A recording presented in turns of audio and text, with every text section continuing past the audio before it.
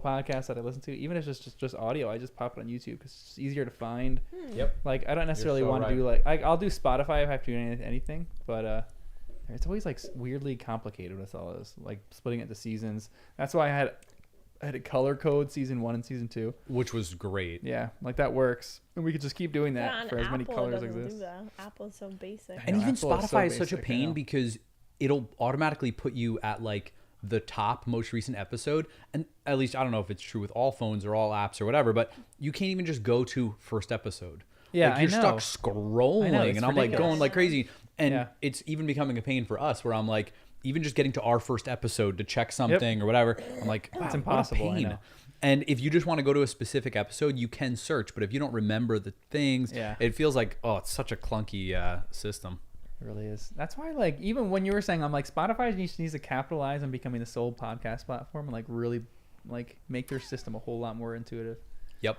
And maybe it's in the works, and one day we're just gonna like open the app and it's gonna be like amazing. But like season navigation or being able to like feature different episodes or whatever, or just make it easier to like look at something more than just serial, like the serial ones, like 10 episodes. Yeah, sure, it's simple, it works fine, but and once you have 100 episodes, it's so unwieldy. You can like sort on Spotify too, but you can keep that as sorted for even specific podcasts, because I can sort ours to be chronological or to be date, and I could do that for one podcast and not for another one. But before it wasn't like that. You had to sort them all a certain way. So like I'd be listening to a podcast, but I'd want to start another one. I'd be like binge mode is when I listen to it. I'd like have to scroll. I felt like I was scrolling for like 10 minutes this thing, because they have so many episodes, like scrolling to the bottom of it. But yeah, we're going into subscribers on YouTube. I don't think we're gonna get it, but I was hoping to get 1,000 subscribers by the end of the year. And it's weird because we'll hit like a few weeks ago we hit like 30-40 in a week, and it was like crazy, and then it just blanked out, and for a long time we've been stuck on like the 840s, and we just haven't been able to, for like 2 weeks we've been just stuck on this, and we haven't like gotten higher or anything like that. So I'm just trying to figure out what the issue is, but I don't care that. I mean, it's like our community is like pretty devoted to what we have to do. Like I was even trying to look up stats on like membership per 1,000 viewers. We like got a new member last night. Like people are like liking some of the stuff that we're doing. So is that a hot tamale? Fun. Yeah, new hot tamales. New hot membership tamale. on YouTube is hot tamales. Okay, that's what I thought. I was trying to. How many hot tamales do we have now? I think we have 11. Whoa. So, pretty cool. I know. Yeah, that's pretty awesome. It feels great. I know we're doing some tamale talks now too. Oh, I saw those. You guys can't listen to them yet, but you can. Don't worry. I thought of another thing we could do. Abby asks. I was listening to your other. Wait, what's nice? Yeah. No, that's like a thing. That's like Abby asks. A segment on the season 2 podcast. Oh, cool. Where she asks questions. Yeah, because she always had questions. She asked about the tattoos, and I was like, I know exactly what. I thought you were gonna bring it up. Yeah. Be like, Jen's always seeing this and sending pictures about it, and I was just waiting for it. But I didn't listen to the rest of it. I stopped when you're like, I don't know, listeners, what should I do? Yeah. Nice. The mark. Nice, Jen. Jen's becoming a fan of the podcast, everyone. And then what was the consensus? You didn't, or you did? I didn't share it. But a bunch of people were sharing. Seen it. Yeah, a bunch of people were sharing the podcast. So if you open to like the first page of that book, you know the little star marks above every page. Yeah, 3 stars. Yeah, people get that tattooed a lot. I didn't know people got that tattooed. Now that's interesting. But that makes sense. It's like a subtle little reference. A real subtle. Yeah. So I kind of like it. Don't get any ideas. Too late. Oh, this is our matching one. I know, that's the matching one, exactly. Get it anywhere. It's perfect. Wait, I think I have seen that on someone, actually. On like their ankle. Yeah. If you see it now, you can recognize it. You're like, you're a Harry Potter fan. That is a very niche little thing, unless it becomes bigger later. Yeah. She doesn't even know about Dobby. What the hell is it? Dobby? Yeah. She kept saying Dobby, but it's Dobby. Dobby. Yeah. See, I knew I combined like, I don't even know, 3 different things. And she hates Dobby. So that she did get introduced. Makes sense. Yeah. He's a little. She just got introduced. Oh, also when you guys were talking, I was like, you're hating on the book she's supposed to be reading, which is terrible. Yeah. By the way, I agree with you, Abby. But this is making me so happy right now, Jen. Because oh god. I thought that was one of. Didn't I say I ranked number 1 as my worst book? Yeah. And I liked number 2. Yeah, more. Yep. So don't listen to John. I know. I'll tell Abby. Jen But says to not also, listen. I guess I thought the story line was good, but it could have been partly because I saw the movie. Yeah, I think so. But then there's more details in it, and I know, I can't for sure. remember anything else about it because now everything else takes over. Yeah. And these books are massive. Did you guys hear who else I roped into the podcast? No. I'm so excited about this one. Her friends, those two. No, I roped in. Well, yeah, our 2 other friends, but Mark, Liz, and Eric. That is so Because good. Mark and Liz have read it, but Yep. a bunch of people from our podcast, they're like, we want you, like, it'd be fun if you had someone who has only seen the movies to compare the movies and the books. Yes. Yep. And Eric's only seen the movies. He hasn't read any books. So we're going to, like, watch the movie, and then we're going to, like, do a podcast, dissect the first movie, When then are he's you going to read it.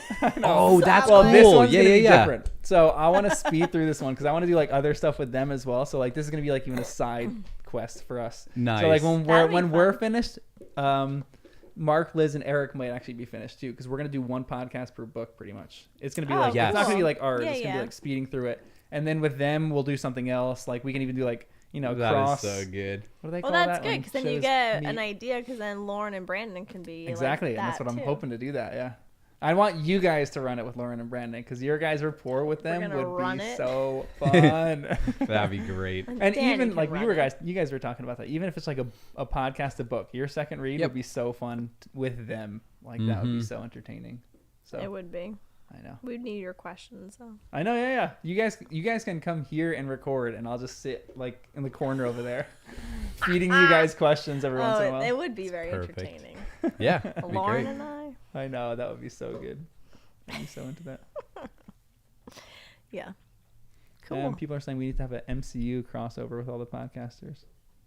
MCU would be fun. Whoa. People want us to do Percy Jackson. Whoa. What's the name? A Marvel comic universe. So then we Okay, now I don't feel bad not knowing. Oh. What that is. I think that's what it stands for, right? Marvel Cinematic. Cinematic. Universe. Because it's not the comics, Yeah. it's the movies. And what do? You Just watch dissect all it. them? Yeah. Well, yeah. And what order do you watch them? I never got all the way through. I've missed so many of the movies, but I tried watching them from the beginning in the order that they happened. Big mistake, though. My theory is you watch them in the order they were made. Yeah, they were released. Because they have those like hidden scenes at the end of the movie Yeah. that hint the next one, and when you watch them in chronological order, doesn't make those sense. get so thrown off, and then you're like, what's going on? And they keep throwing these funny little hints in the movies, and some of them do like time stuff too. So when you watch them chronologically, it just doesn't work. You kind of have to go in the order of release. Yeah, but so I'm aren't excited to there do it so at some many point. Crossovers? That's what I don't understand. Yeah, now it's so I long. Can't even. It must be 30 movies by now or more, Yeah. right? No, I I think would it's even say more. more. Than that. And with the that they shows have too, going on, yeah. it would be. And some of the shows they do an are good. Some undertaking. are not great. But with this stuff too, it's like, are you talking about all the spin-off stuff too, like the Beast thing? Fantastic Beasts. We're gonna do Yeah. that. So as soon as we finish, we have a few things that we're gonna do. Like we'll watch all the movies, obviously, and then we'll probably go see the play, do a podcast on the play. Then we'll do watch the Fantastic Beast movies. Do that. A few fans want us to do a few like fan made things that are like pretty high quality. Like Interesting. There's like a musical that some people have made that people swear by. They say it's incredible. Whoa. So we'll do that and like one or two other things like that, and then. We have to go in the city too, I know, that's what I'm saying, yeah. We'll go to the Hogwarts experience in the city. and the Universal. store, and we'll go to Universal. So we still got Then a lot of Scotland. stuff coming. Yeah, then Scotland. Yep. Just throw that in there. We're coming up to the Mecca of, or not actually really coming up. It's still a little ways away, but I think with the Mecca Are of we Harry on like Potter. chapter 8? Mecca. Yeah, we're only on chapter. You gotta go to 8. the Mecca. It's gonna be great. The Mecca? Oh, that's like you dress up and go? This is like what I Nice. think is like. Well, You said uh-huh. Well, you can dress up and go if you want. You wouldn't dress up? No, Really? You maybe. would. I love dressing up. So I haven't do I. finalized my outfit, but if we've already been to Universal and we have our own wands, and then Yeah, we, yeah. you know, You already have all our wands. no, those are replica wands. I want the wand that chooses me. What it cost you? Your soul? Your pockets? No, I wouldn't dare. But it will probably be expensive, but we'll see. The phoenix feather. It's got to choose me. Dragon but they probably found a way to do it. Unicorn. I think it was tail feather. Oh my or gosh. Tail feather, unicorn, tail. I just named all of them like a nerd. I know. Yeah. Welcome to I nerddom. like it. This is making me very excited. I was thinking of this thing in, I'm gonna say middle school, but it might have been high school. There was a YouTube video of a Harry puppets? Potter, with puppets. Yeah. And I feel like I want to watch that, but I don't remember when it came out. John but we need probably to. made We it. should do a reaction where we get to watch then. it. yeah. That's why he knew exactly what you were gonna say. He's like, yeah, I'll bring the middle puppets out in a school, second. yeah. The That's what I puppets did my are right puppets. here, guys. No, those videos were massive. They still have millions of views on YouTube. Oh wow. They're like crazy. So I didn't make them. Promise. So I Now feel like when you we're done, wish we you got to did. go through all those videos too. Yeah, agreed. Yeah, I wish I made them. Oh boy. Still so much. I know there still is so much. So many questions. And then we'll do season 2. It's kind of crazy though, like thinking back to the first 2 books when you guys were talking. I'm like, this is nothing. It's like little kids. And then how into it we now look. Let's Now just wait. this. Let's do a quick inventory of it and be completely I don't know honest. if I'm gonna remember, but No. going. This is a different inventory. Do you Okay. guys actually like the series? Yes. Why do you say it at the same time? It's like, that's a ridiculous question, of course. Well, I'm trying to think, like, what do you mean? Because, okay, I'll let you. No, go ahead. No. I was just thinking, I listened to another one with Abby because I need to know who Abby is. Nice. Since I get jealous.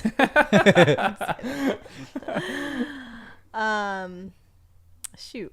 Oh, and your guys' friend or her friend said that to know me, you have to have read Harry Potter. Yes.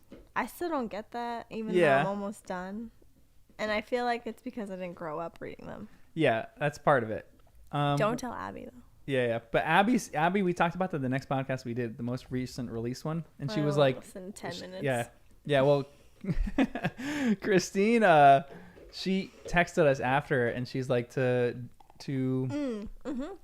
you know that part. Yeah. Yep. I don't know that It's part. her family. Yeah, it's like her family. And she means that in 2 different ways. Like, you read the characters, and the characters are like your family, especially growing up when you read these series, because you have like more of a prolonged experience. Like, you guys are reading this book in a year and a half. These books in a year and a half. It took me like, I started when the 4th book had come out, and it still took me like 6-7 years for all of them to be released till like completely released. Yep. I think it was like 6-7 years. So I had longer periods of time where I'm like sitting with these, rereading them, living with the characters. And then also like she read it with her family. So that's like her mom read it to her. Whoa. I think aloud, and like her and her husband are reading it together out loud for his first time read. That was also crazy. Yeah. What she was saying. Yeah. In the hospital. I know. Literally, they had a baby. Jen knows like all of season 2. I only listen. This is the best. No, because I'm a binger of. I listen to like the first 10 minutes, and then I move on. Yeah. Because I don't want to, especially if it's hours. I'm like, nope. It's too much. Yeah. It's a good pick me up though when I'm tired of like information overload from my other podcasts. I'm like, this is a easy breezy one that I can listen to and get some info. Nice. What? Oh, just fun. It's relaxing to listen to our podcast, you know. Or at least listen to Abby. Well, I just am so curious because like it's funny because obviously we've not met her. Yeah. And then I'm learning more. Yep. By listening to them, so then I'm so curious. I'm like, oh, so like what does? Because now I want to know what she knows. Yeah. And like, what are her theories? Because I know. we were the first few Welcome. readers, and now like, I wonder what other people think about this kind of Yeah. stuff. So And true. when you guys like look back on the first and second book, you're like, those are so like not elementary, but like you're like compared to the last few books, those are so simple. Yeah, right. But I don't. Well, you're a reader, so Yeah. I'm like, how does it compare? But everyone that like loves reading is obsessed with. Yeah. Not everyone. That's whatever. It's like there are other stories. I was talking about this on when I was streaming, I think a few nights ago, playing video games, playing Legacy. But there's like a thing in literature where some people make their storylines super complex. Like the Dune series is like that, where you read that and people say you can read half of the first book and you're good. They're like, don't read anything beyond that because it's just they get into religion. Like there was like thousands of religion that this guy made up. There's like thousands of languages that this guy made up, and he just gets into all the nitty gritty of that. And it's like crazy world building, but like the storyline is so intricate and complex. But the storyline of Harry Potter is intricate and complex, and like you don't know. Like we were talking about this for a while, and even like Tamale Talks, we talk about this, how complex the characters are. That like Harry, even you were saying at the beginning, you're like, Harry's so much better in the books compared to the movies. We loved him in the first two books, and then later on we're like, Harry's kind of annoying. Like, why does he make these kind of decisions? He just gets like a little bit like a teenager, and you're like, I can't stand some of his decision making. So these characters just get complex, and it just becomes, I think, really fun, and it's really good writing too. So yep.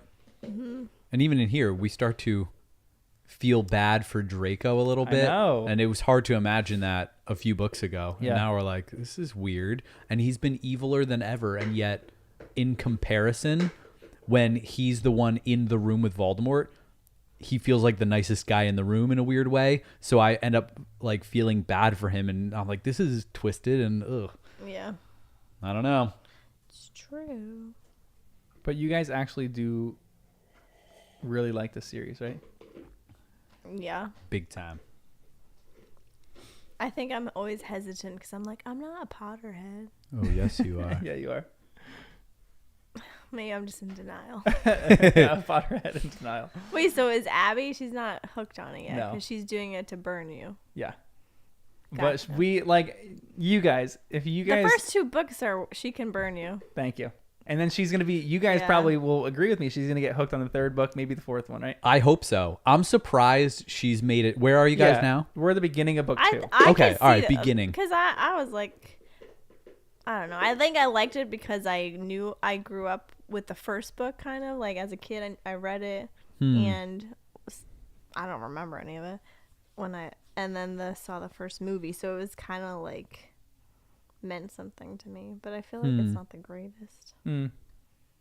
It's not that exciting. Yeah. Yep. Again, comparative to the other three? ones.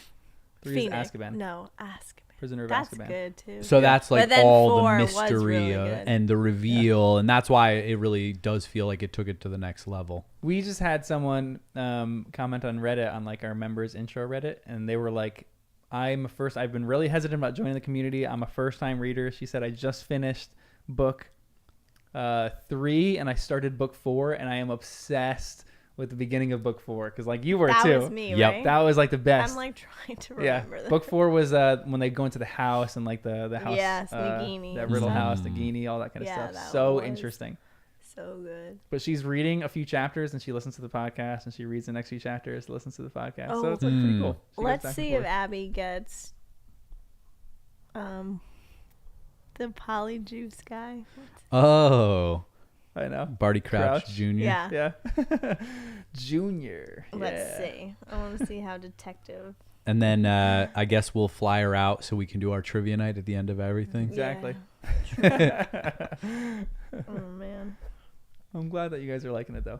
I think I always knew you guys liked it. With Abby, she's kind of skeptical, but she's starting. I think she was like such a denier, but now she's slowly moving toward liking it. But she's just still Is denying. this just so she like can not roast me. her genre, or she's just?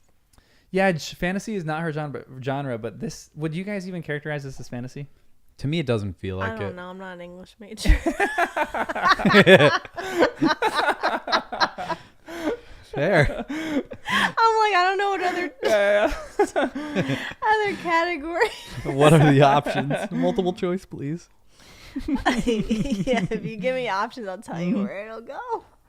It is. Yeah, it is weird because it feels like I don't know what to call it, but it feels like oversimplifying to just put it in a category because it covers so much ground. But It is fantasy, but it feels yeah. like it transcends, the boundaries of like- fantasy a little bit. Yeah. What is Lord of the Rings? It's fantasy. That's pretty classic. Right? Fantasy. Okay. Yeah. So it's like, yeah. Well, I think the difference. but It is fantasy, I but guess. fantasy for some people, like for me, I think I would be like, I don't know. Yeah. Because it's like worlds that like, who cares? Keeping it About these other in worlds. the real world, so to speak, I think does help it feel like a little more accessible. Yeah. You're not like, I don't know. It just keeps it simple enough. It doesn't feel like as big of a leap, and there's less that you have to remember. But I don't know. She does a great job at slowly expanding the world, so that in the first book everything feels simpler. Yeah. And it's just small. And then each book reveals just a little more of the wizarding world, and you learn just a little bit more. That's good. But it never gets so extreme that it loses you. Like I think happens some other, I'm thinking of movie trilogies and stuff. Yeah. So this is, she does it so well. But it has like the fantasy element. People are saying mystery. I think it's like an adventure story too. Yeah. It very much feels like that. Even this book feels like an adventure. It's a mystery as well, but you're like along the journey right now, especially Yeah, 'cause it's like a combo. Harry, Ron, and Hermione are like See, on this I need journey. categories. Yeah. So it fits into all categories. Yes. on our calendar at work, I sent it to you guys already. But Yeah. I thought it'd be funny. I wonder if anyone, they'll probably get it quick. Yeah. But it's dad jokes. So. Abby actually said one of these that on the was so pod. Funny. Oh, really? So when you said Yep. that, I was like, "This is perfect." Say it. Go ahead. Oh, okay. This is the thing. All right. How does Harry Potter get rid of a rash? Any guesses? with quit itch. Great delivery. That's Nice. so good. I thought that was good, but I was mad because I was like, no, it's got to be a snitchy. He snitches it or something. Like, Like instead of 'Cause itches. I- Yeah, Okay, everyone nice. at work Itch. looked at me and they're like, you didn't get that? I was like, oh, man, no. That's funny. It's so funny. It comes up like once a month almost. Really? A Harry Potter joke? Yeah, or every other month. Yeah. Because I think I've sent it to you guys Yeah. before. And you guys will be surprised how Harry Potter just comes up in natural life. Yeah, I see it everywhere. Yeah. And I'm always taking pictures of it. Yep. It's either a bumper sticker or someone's tattoo Mm-hmm. or whatever else. Calendar. This series is crazy too because you don't know what that the tattoo thing I that see all everyone the get time. is that you see all the time. You don't know what that is Symbol? yet. I also got it as a gift. Yeah. Yep. And you, which was insane. Well, it's That weird was- because that drove me crazy. it feels like it's supposed to be like a bad thing or something. No, it's not a bad thing. No, I know people wouldn't get a And I know tattoo it's of it always if it with that was, word but that you're gonna say no, it's not, but it is. I don't I'm know just what it confused means. what was being scratched on the wall at Durmstrang. That can't be. Oh, you think no? Well, it said like a triangle thing, and isn't the thing a triangle thing with like something in the middle of it? Dumbledore is both the people. Well, yeah. See, we're gonna find out more about Grindelwald, but that's why I'm like confused. I'm like, wait, did he actually? Or maybe Grindelwald really is evil, and it all happened with Dumbledore like we think, but then the symbol is different. Yeah, but that. Or maybe they were how like was that opposing described? triangles. Wasn't it Well, we'll get to it in these chapters. I know you. But it was just enough where I'm like, circled wait, and is that the thing? But I don't remember what it looks like. But I'm waiting for the symbol everyone gets tattooed to come up in these books. yeah. And this is the first thing that could be it. And I feel like it starts as a triangle. That's a good start. So, What do they? How do they describe it? I Like, thought it was. all right, an let me see if I eye. can. I think I It- drew it on the side. Interesting. Oh, because you think it's that. But me. Well, I just like, wrong. I forget. I did it. Oh, here we go. Because, said Crumb, if he was not a guest of Floor's, we went too French and should have been north. I would duel him here and now for wearing that filthy sign upon his chest. The strange triangular eye was gleaming on his chest. So I just drew like a triangle, but a triangular eye. Oh, I didn't. Wait, catch no, that. eye like on your head, like an eye, like you can see with it, like I don't know. So And then I'm thinking That's of not the what thing I on the top of the pictured. pyramid. What's the all-seeing eyes? Is it connected yeah. to that kind of thing? Or are we supposed to think conspiracy? It's making some kind of connection, or like ancient things like National Treasure, Knights Templar, etc. But it just feels weird because now Crumb thinks this symbol is evil. So this isn't the tattoo one. Or maybe this is opposed to the one people get tattooed. Or maybe Crumb has it wrong.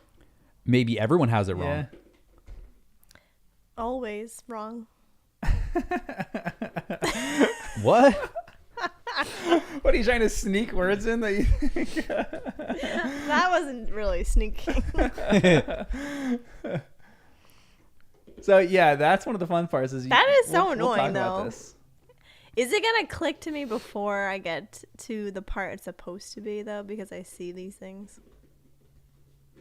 Does No. that make any sense? Mm-mm.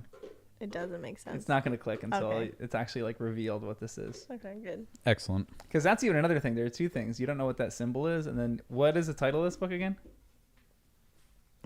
Deathly Hallows, which we don't know what it You is. don't even know what the Deathly The Hallows are yet. Deathly And Hallows. we're like what, a fourth of the way through, maybe Oh. less. No, I think less. I'm like, no, it can't be know. a fourth. I'm thinking 18 to 20%. Yeah, there you go. But it is crazy because I feel like I already forgot everything in other books that would help. But you take notes, so never mind. You'd be good. Yeah, but when we do the live reads, I'm not taking notes. Well, I mean, you here I are. am, but like my character list, etc. You're not going home and writing them down? Nah, I'm not going back to do the It's notes, true, you're not. but I could, maybe should too. We'll But I talk don't about this know. Mark too as we go on, but we I'm want so curious. There's yeah. more to it. Yeah. Well, welcome to the podcast. I'm John. Jen. Danny, Kristen. Kristen. Not here.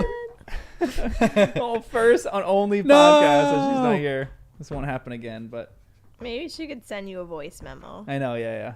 Just, Oh, I'll say, nice. Kristen, Just send her me- saying, and Kristen. and Kristen. in spirit. And this is Harry Potter and the First Time Readers.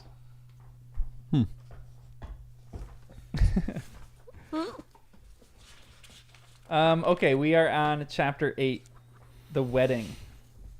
Can you give me a summary of chapter 8? Jen, you want to do it? No. All right. That was I so was like, quick. yeah, you like knew I was gonna ask. I didn't write the summary, but the name says it all. It's the wedding. I don't remember. So the wedding, Oh, yeah. I think, got juicy in particular because Harry kept overhearing things. Mm-hmm. So Aunt Muriel, who's 107 years old, the Weasley's aunt, she was kind of spilling the beans when Harry was going over to talk to Yeah. Elphius Doge. And she was just talking about Dumbledore's past and juicy stuff. And then, I don't know, I think by the end, Harry finds out Dumbledore lives in Godric's Hollow, lived growing up in Godric's Hollow. And so this is a chapter of a little bit of romance and a little bit of, camaraderie, but then worry. Harry's in Polyjuice the whole time. And then the chapter ends when Kingsley's Patronus comes with the message that the Ministry has fallen, Scrimgeour is dead, they are coming. Yep. So, pretty intense chapter ending. But most Yeah. of the chapter, I feel like I felt a certain amount of tension, like stuff could go wrong at any time. Yeah. But thankfully it didn't Yes. till the very end. This is definitely one of those chapters where you're just so tense. And I love that Hermione was so tense that she like literally packed everything Yep. with them. She just felt like she knew something was going to go wrong. But yeah, one of the opening lines of this chapter. What did he do? Ay, ay, ay. Put his paw right in my teeth. That would be gross. It says Harry had taken a large dose of Polyjuice potion and was now the double of a redhead muggle boy from the local village of Ottery St. Catchpole, from whom Fred had stolen hairs using a summoning charm. So how do you feel about the identity theft that's going on in this chapter? Pretty Somehow funny. missed that too. I love that Fred and George in my mental image, they're around looking for a redhead boy in the village. And they find one. Yeah, and yeah, They yeah. go like Accio hairs on his head or whatever, however they'd Accio That that. is Yep. creepy though. You can be anyone. I know. Very creepy. Yeah. It's like weird. Any time. I feel like there should be some kind of spell or potion that just like flips reveals Yep. it for a Ooh. second, and then back. Like Interesting. you can meet 'Cause how do you someone and trust be people? like, you know, I Like, don't know. touch your wand to their nose or something like that, and it Or you reveals just their say true it, like you identity. could whisper it, and it'll reveal to you who their real face is, and then it goes away. But they won't know. Oh, they won't know. That's intense. That's cool. I wonder if Moody's eye did that. Did it? Because Moody could kind of see through the invisibility cloak. Yeah. I wonder if he had any of that. Oh man, but even when he saw through the invisibility cloak, that was Or Crouch maybe they Jr. could know. stealing his eye, and it still did that. Yes. So there are magical technology items that can see through some stuff. I wonder about Polyjuice though. Apologies Curious. is a fascinating one. I don't know about that. If his Yeah. eye could actually see the true identity of the person, I don't think so. I think it could just see through objects. Which is But like, equally what as if that creepy. just became the norm, right? You just say hi to someone, and that's what you do. Then Polyjuice wouldn't exist anymore, probably. That's true. That's a great point. Mm. You say you have to like drink something. You say like hi, and rather than handshakes, you exchange these little drinks. And you have to drink it. Yeah, little shots every single time you meet. I someone. think that's more dangerous, John. Don't know what's in it. Yep. You accidentally Huh. poison one. Drinks it. That's intriguing. It's an intriguing idea. Do you think that Polyjuice is going to come up the rest of this book? I don't know how much they have left in their little vial, Yeah. but the fact that they've got like a whole thing of it from Moody, if they still have that, yeah, it's going to come up. Otherwise, I think feel it like she could would have be- closed that door a yeah. little more and been like, and they used the last drop of their Polyjuice on I whatever. feel like they could be a Death Eater would come in handy, or Oh, they should have grabbed some hairs of those big dudes. they didn't. Maybe they did. I feel like That's a good Hermione idea, though, would've- Jen. They should have, though. Yeah. That would have been great. Because what a perfect opportunity. I know, I'm smart. Why would that be a perfect opportunity for what? Well, at least just if they ever wanted to be a Death Eater, they could do it from the hairs of these people. They don't know enough about them to play like an accurate portrayal of them if they were ever trying to like sneak into getting close to Voldemort. But like again, I'm looking at this book and thinking by the end of this book, they have to try and kill Voldemort. Yeah. And they don't have a plan, but being able to look like a Death Eater, Yeah, I know. a familiar Death Eater, can't be a bad thing. I feel like it's keep a couple hairs it's around. like hiding like that. Yeah, that's kind of true. I mean, yeah, just like keep a Hiding few in plain hairs sight. of a few different people Or in a little they could roll. just Just be like, hide as who do I want to be muggles today? too, Yeah, no? just keep a couple hairs around. If people are closing in on you, you have a couple Remind us Muggle to make hairs. sure there's You no got a couple cats. Death Eater hairs. Yeah, but What? even if No cats. Yeah, no cats. oh yeah, because they'd be half human, half cat. Because if you went full cat, that wouldn't be bad. But none of them pay close enough They attention in haven't done that yet. Transfiguration. Yeah. Yeah, They should have become anime guy. that would be pretty That cool. would have been if like there was a half of a book devoted to them becoming anime guy. That would have been great. It would have been solved a lot of their problems. Yeah, but then you wouldn't have the book I know exactly. that you love so much. No, it would just change. Yeah. Yeah. But I wonder how. But then can Voldemort see through Polyjuice? Or he just reads your mind and he's like, hey, you're not that person because I could see your mind. Oh, And your true. memories. Oh, you could see the memories. And then if you don't look like that, it ain't you. Yeah, that's actually fascinating. Yeah, if you're a good Legilimens, I feel like Polyjuice wouldn't do very much. Because you would do memories, right? Yeah. Yeah, that's what Snape was showing. Especially if one of those big Ooh. Death Eaters, like the tall guy, he Wow. seems a little oafy. So Voldemort, when he's meeting with his Death Eaters, I feel like he just looks in their minds real quick. And maybe that'd be like a thing. If you're going to see Voldemort, you have to open your mind and let him in as like a security thing and be have like, to all let right, him in." fine, search me, give me a pat down. That'd and be that's such why- a great way to turn on him. If he couldn't do that. That is a fascinating question I've never thought of before. What? And I just typed it in. There's a Reddit post 9 years ago that asked that question. Really? That's really interesting. You're welcome. I know. I kind of love that. But there has to be something. Like maybe you're just not using legilimency all the time on people, because Dumbledore is an accomplished legilimens, but he didn't see through Crouch Jr. So maybe there's something behind that. I That's know, so but I feel like fascinating. Voldemort uses darker magic, so maybe Yeah. he could tap into that. Yeah. Like, right. It's like a boundary that you don't cross, when, especially Yep. if you respected someone. Like Moody. But Voldemort doesn't trust anyone. Exactly. Yep. Yeah. And Dumbledore So he's going to be does. checking everyone out, and Dumbledore's So- like more welcoming to people and just saying, I'm not going to invade your privacy. Yeah. It's the same thing, like you could search anyone's That's room probably while they're away, also- but it's still rude. You're not just going to go search through someone's stuff. Yeah. But anyone could. Yep. So Dumbledore is saying that your mind is private. That's your space. I'm not going to invade, Yeah. even though I could. That's a great point, because then that makes sense of why Snape caught him so off guard, because he wasn't really searching through Snape's Yep. mind, because he kept saying, I trust him. So He that's trusts like him, Dumbledore's yes. greatest thing, but it's also his greatest flaw. We don't even really know why he trusted him, I know, yeah. right? Yep, no. Or did I forget?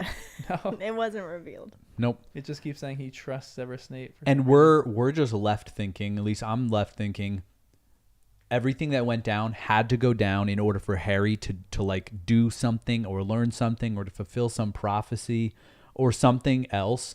Dumbledore needed to die, and maybe even needed to die by a betrayal. Because the same way like Harry's mom's love protects him because she died to save him, I Ancient feel magic, like you mean? there could be some ancient magic There it is. connection. Everyone Take a drink.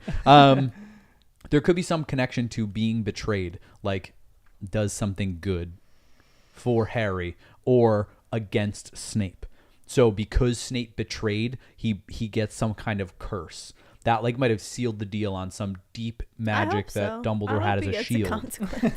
You know, because maybe that's one of those things. Then like when it comes down to some final battle, like Harry would have been able to defeat Voldemort, except Snape gets in the way. So then Dumbledore sees this prophecy about that and puts a plan in place to let it be like something. But the only weird part about that is that Dumbledore begged Snape not to. I think that's the part that throws it off, because it feels like it's still Dumbledore didn't want it. I don't know. Or maybe that just completed the betrayal and brought it to the next level, and he already knew it was going to go down that way. But he, like I theorized another time, he wanted this to eat Snape up. Yeah, for sure. Like Which is an implant interesting this theory. guilt. Yeah. Maybe. But Which, I mean, know. like, again, this series is all about, like, you know, magic, but it's also, like, the deeper magic of implanting guilt in someone and how that can eat away at your brain. Yep. Like, there's some kind of weird magic mysticism behind that, you know? Yep. That's interesting. You guys are coming up with crazy theories here. Maybe even like the fact that Snape went to Voldemort and he didn't kill him right away. I'm like, he had to read his mind Yeah. to see if it's true. Yep. Let's go to the basics, but Yeah. anyway. Yeah, you're right. On a more lighthearted note, this is a funny little thing. When I get married, said Fred, tugging at the collar of his own robes, I won't be bothering with any of this nonsense. You all can wear whatever you like, and I'll put on a full body bind curse on Mom until it's all over. Oh my gosh.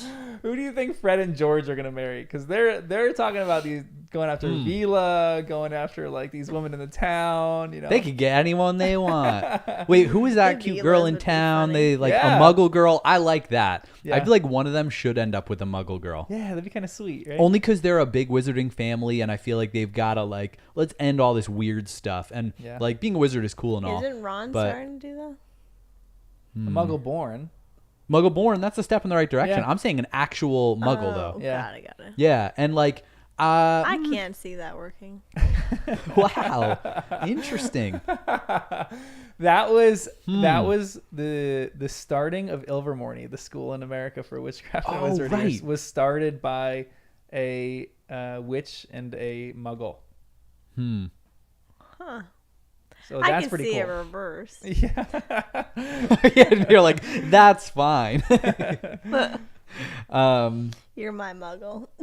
I respect. I don't think I can say you're my witch. That doesn't sound like endearing, but No. who else in the story would Fred or George be like good with? Is there anyone else? I don't know. Those girls that they were in school with, I felt like were good. No. You need someone with one ear. George needs someone with one ear. Yeah, the Complete other them. ear. Yeah. We put them together. Or 3 ears. Yeah. Wow. Wait, I just feel like they're so into their magic and their joke shop thing, Yeah. which is Okay, that they yeah. couldn't really have like a muggle understand it. That- I don't know. It's possible. Yeah, you're right. And I mean, Katie Bell, Angelina. Yeah, one of them. Someone on chat said one of them marry Lee Jordan and the other marry Angelina. It's the perfect combo. I know. It's fun, like, theorizing about this kind of stuff because they're just two catches. They're like two fun. They're like, even Ron says they're gonna make, like, they're making so much money. They're such good businessmen. Like, they're rich. They're funny. Like, those are the only two things you really need. That's it. They got great personalities. They're tall. Yeah, they're tall. They've got it hair. all. They're gingers. Yeah, they. Oh man, They're I can't think pure of anyone that'd be bloods. great. Whoa. We don't have that pure blood mania on this podcast. Yeah, I can't think of anyone else good.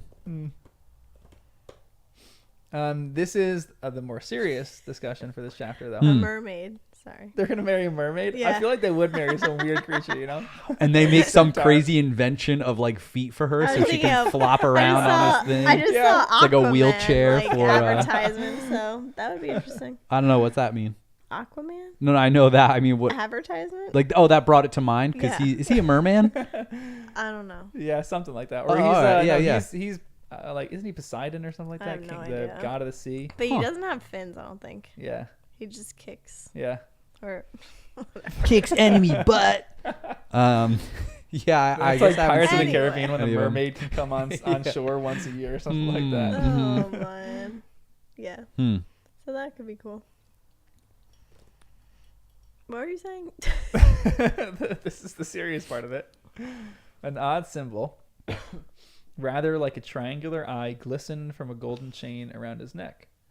Later on in the chapter, it says, "Sign," said Harry, looking over Xenophilius too. The strange triangular eye was gleaming on his chest. Why? What's wrong with it? Grindelwald. That is Grindelwald's sign. Grindelwald, a dark wizard, Dumbledore defeated. Exactly. Crumb's jaw muscles worked as if he were chewing. Then he said, Grindelwald killed many people. My grandfather, for instance. Yikes. Of course, he was never powerful in this country.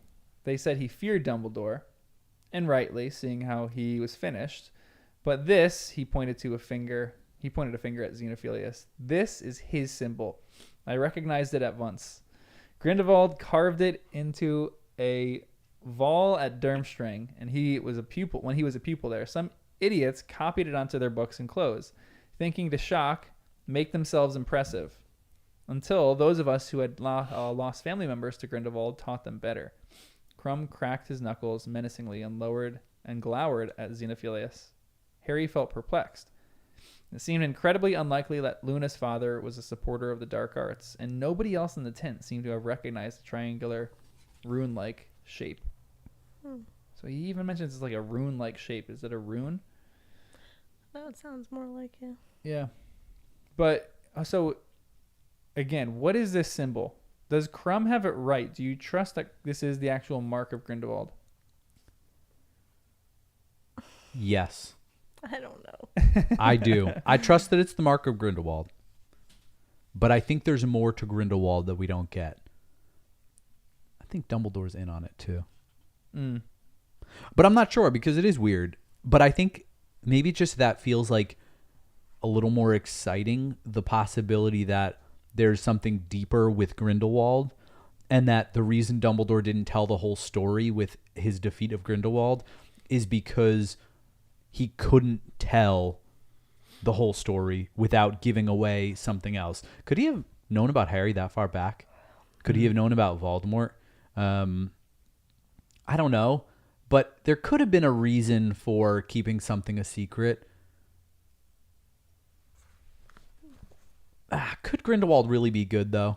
That it feels like a stretch, but it's possible, and it's exciting to think that there's more to that story, only because of how offhanded it's been this whole time, of just something on his chocolate frog card from book 1, and now to have that come full circle and impact the ending of the book, or like something worth potentially tattooing on yourself.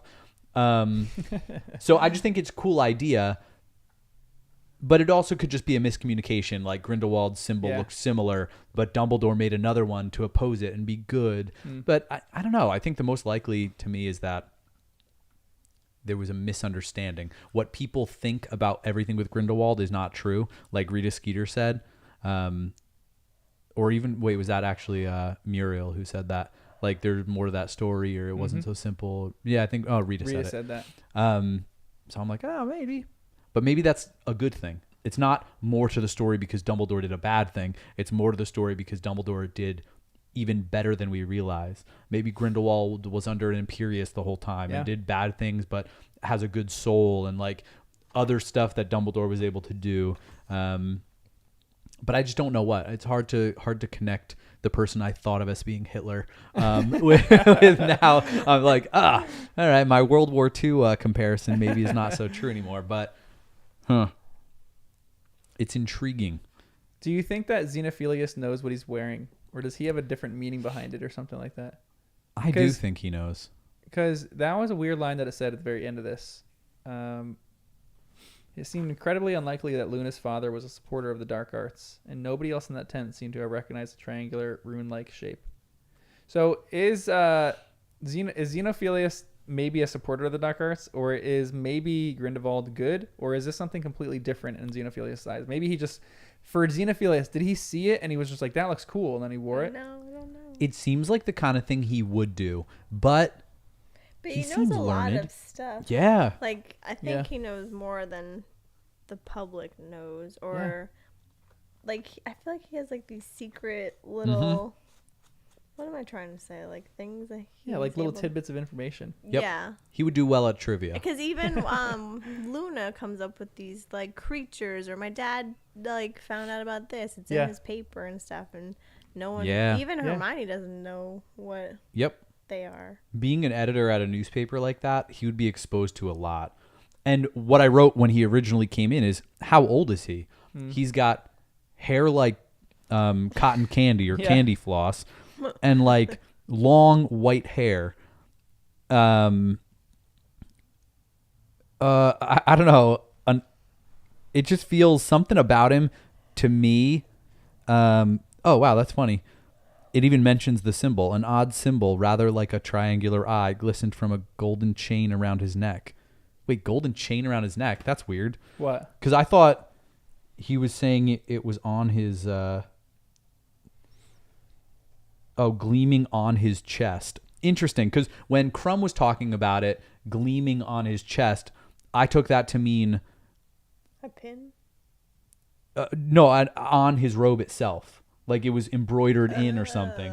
And then I'm now reading it from the beginning about his age, that it was a golden chain. And again, that feels weird because a golden chain is a little... He's like wearing bling.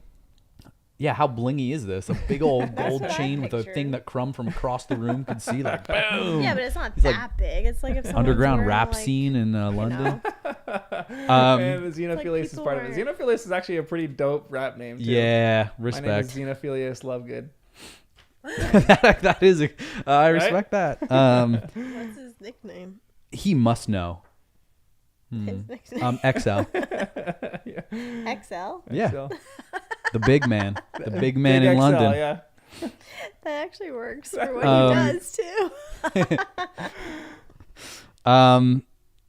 Yeah, he must know what it means. And this is where, in my mind, I mean, it all went crazy anyway, but Harry should just ask him.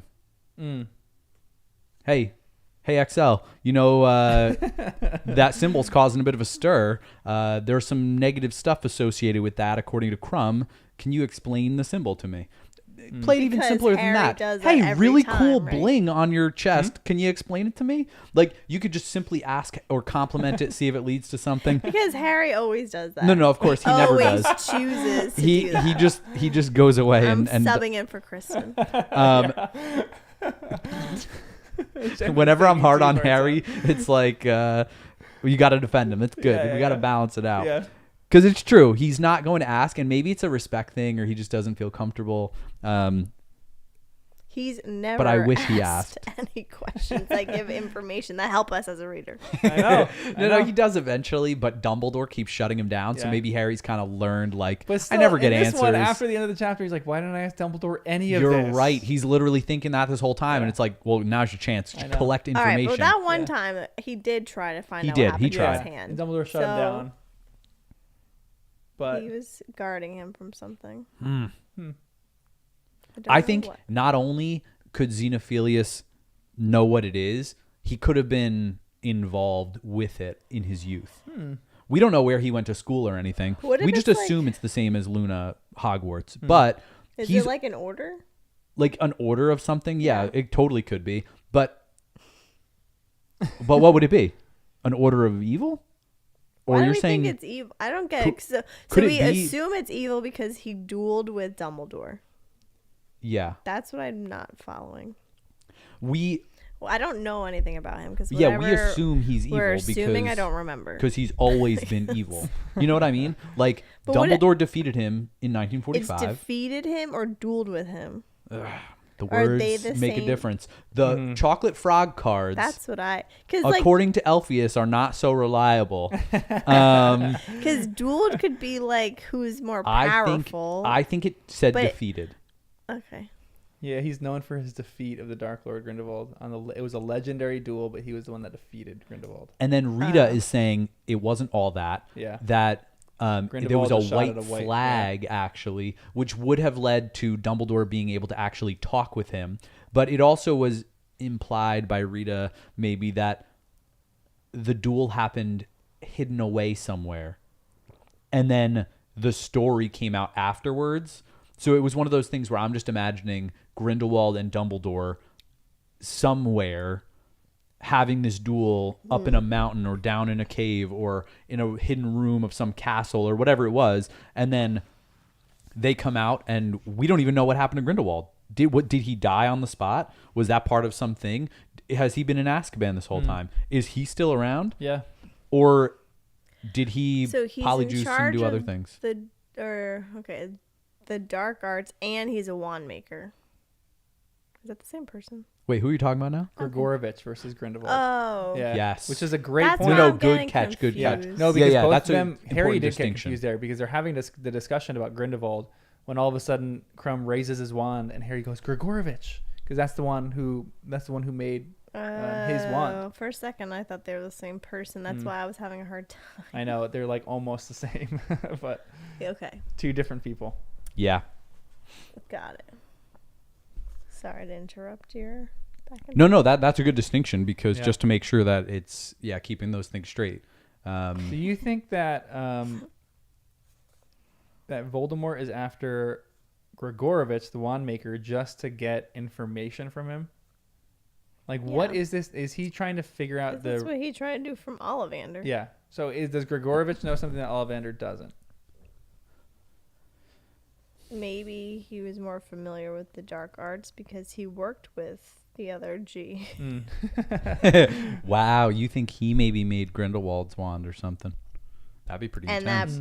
But that would make sense though. Against Dumbledore, right? Well, it would make sense because they're from the same area of the world, in theory. If Crumb is getting his wand from Gregorovitch and he also goes to Durmstrang, it would make sense that like there's some kind of connection. And then Dumbledore's wand was from Ollivander, probably, right? Probably, yeah. So the duel, then maybe, I don't know. I know that they have this weird wand thing, so I'm trying to find some kind of connection. That is a really good question of where their wands come from. I just don't think you know. And it's like Dumbledore made his own. Yeah. And it's from Fox's feathers, and it's the third one. What? And then he stole the other guy's wand. Ooh, wow. Who did? Wait, who's the other guy? Grindelwald? I keep messing them up. Oh, Dumbledore steals Grindelwald's after the battle. Or he hides it. Or he buries, does something to it.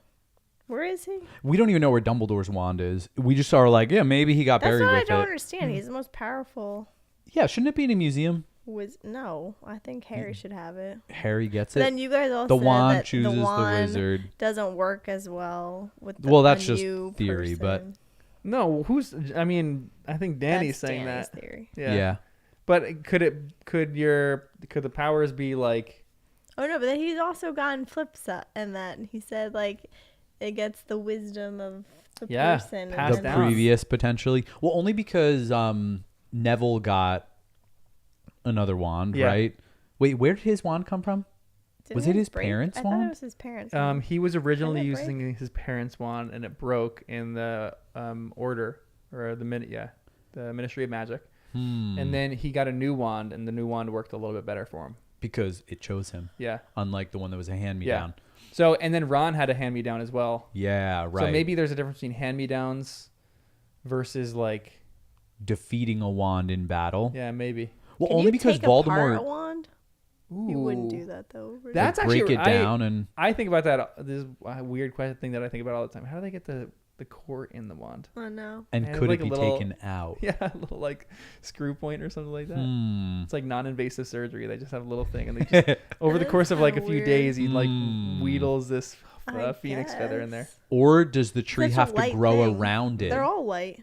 Yeah, they're all light. Maybe Ollivander has his own little like garden where all these wands are being grown. So when you plant the tree, you have to have the phoenix feather in the tree, so it like grows Doesn't around make it. any sense. But yeah. It's like little bonsais. They Yeah. have to be like shaped as they grow and trained. I wouldn't know that. Someone said they put the core in with ancient magic. That's valid. Well done, person. Exactly. But yeah, the whole discussion between Grindelwald and Gregorovich is really interesting. What the mark is and why Voldemort is really after Gregorovich. And like everything seems like it's in the north. So like Crumb seems like he's not really like an important part of this, but he seems like he has information here. And he's not dark. Yeah, he's not dark. Exactly. That yeah. was kind of a good Yeah. thing to know. Like he 'Cause is, we weren't he's out. sure. Yeah, 100%. Right? And he's out trying to fight people who are dark. Like these. Yeah. Yeah, which is a really fascinating point. Like it's like family generational trauma versus like his grandparents died from this guy, so he wants nothing to do with this evil and this vile. It's a great Wait, how point. come? So we don't know if he's dead or alive. Is that what this is? Who? We don't know if Gregorovich or Grindelwald, but Grindelwald primarily because he was the one from 1945, and Okay, he's the one who has some answers now. I have to think of Switzerland. And I keep doing the same thing, and for some reason I'm thinking that means Dumbledore fought him in Switzerland. So I just keep picturing them in the mountains of Switzerland having some big old battle. That'd be Since so we went to cool. Grindelwald. That'd be so Oh my epic. gosh. Oh, That's funny. But that's also probably a Lord of the Rings thing that I'm. Gregorovich. is Yeah, the Balrog. Yeah, exactly. That's what I'm picturing. Gnome saliva is enormously beneficial. Yeah. So, can saliva be harvested from gnomes and bottled? And what's it Yeah. beneficial for? I mean, you have like acromantula venom. You have like basilisk venom. You can kind of capture some of that. It seems Like Interesting. a good Horcrux thing. Is that what you're saying? Oh, I wasn't. That'd be intense. Yeah. A bite from a gnome kills a Horcrux. What the? So then they have to like carry gnomes around in their pockets. You're like, yo, Gnomey, I need some help. It just feels This so was the weird. hint Like, that she put in the books that the like, gnome what saliva the- is extremely beneficial and kills Horcruxes. Imagine that's that. really intense. That would be awesome. Speaking about Horcruxes too, really quick, there's another thing I just want to bring up for Danny because there's a little line in this Boy. where Blood. They had something with blood. Auntie Muriel goes, made an excuse, did he? Not as gormless as he looks in the press photographs. And I've been just instructing the bride on how best to wear my tiara. She shouted at Harry, goblin made, and been in my family's for centuries. She's a good-looking girl, but still French. Well, find me a good seat, Ronald. I'm 107, and I ought not to be on my feet too long. That was actually something you kept bringing up. I did bring it up, and this is our best bet for a Horcrux in the burrow that we know of. But It won't remain in the burrow long. We don't know where Floor's gonna But why take would this he thing, or think if it that goes back that's- with Auntie Muriel. But why would it be important to him? No. I'm not saying just to him. I'm saying to the wizarding world. All we know is it's ancient, it's goblin, and it's something that even a muggle would find significance in. So to me, that's like a triple whammy for something Voldemort would like. But I don't think if this was it, I don't think Muriel or anyone else understands the significance of it. So what this would mean is that accidentally someone in the Weasley past or Muriel's past came across a thing, this tiara, but could it belong to any of the other founders of Hogwarts or something else? Maybe. Yeah. Also, is it possible that the journal was not a Horcrux? Because one of these things is not like the others, and the journal just doesn't. Something about it. It feels like it could be similar. His first one, no? Right, but it's so first that I'm like, did he kill someone to make it? Or He's is that just killed a bunch of different people. thing? Because it feels just a little weird. Like, it didn't even like necessarily click. And just as I'm saying it now, though, everything else feels more important The than other a journal. thing Okay. is that then they're screwed. Yeah. Because there that's was not even one more out. out there. You're Because right. So- then there's always one that they don't know. I want to. I have to. I want to clarify because we had a discussion on Horcrux's last podcast, and I just wanted it because I got kind of leaped on in chat for this for a second. Oh yeah, nice. And Set the record straight. I want to just clarify exactly what a Horcrux is because I think there's been a lot of confusion about this, and the better way to explain it is that what a Horcrux does is it tethers your soul to this earth.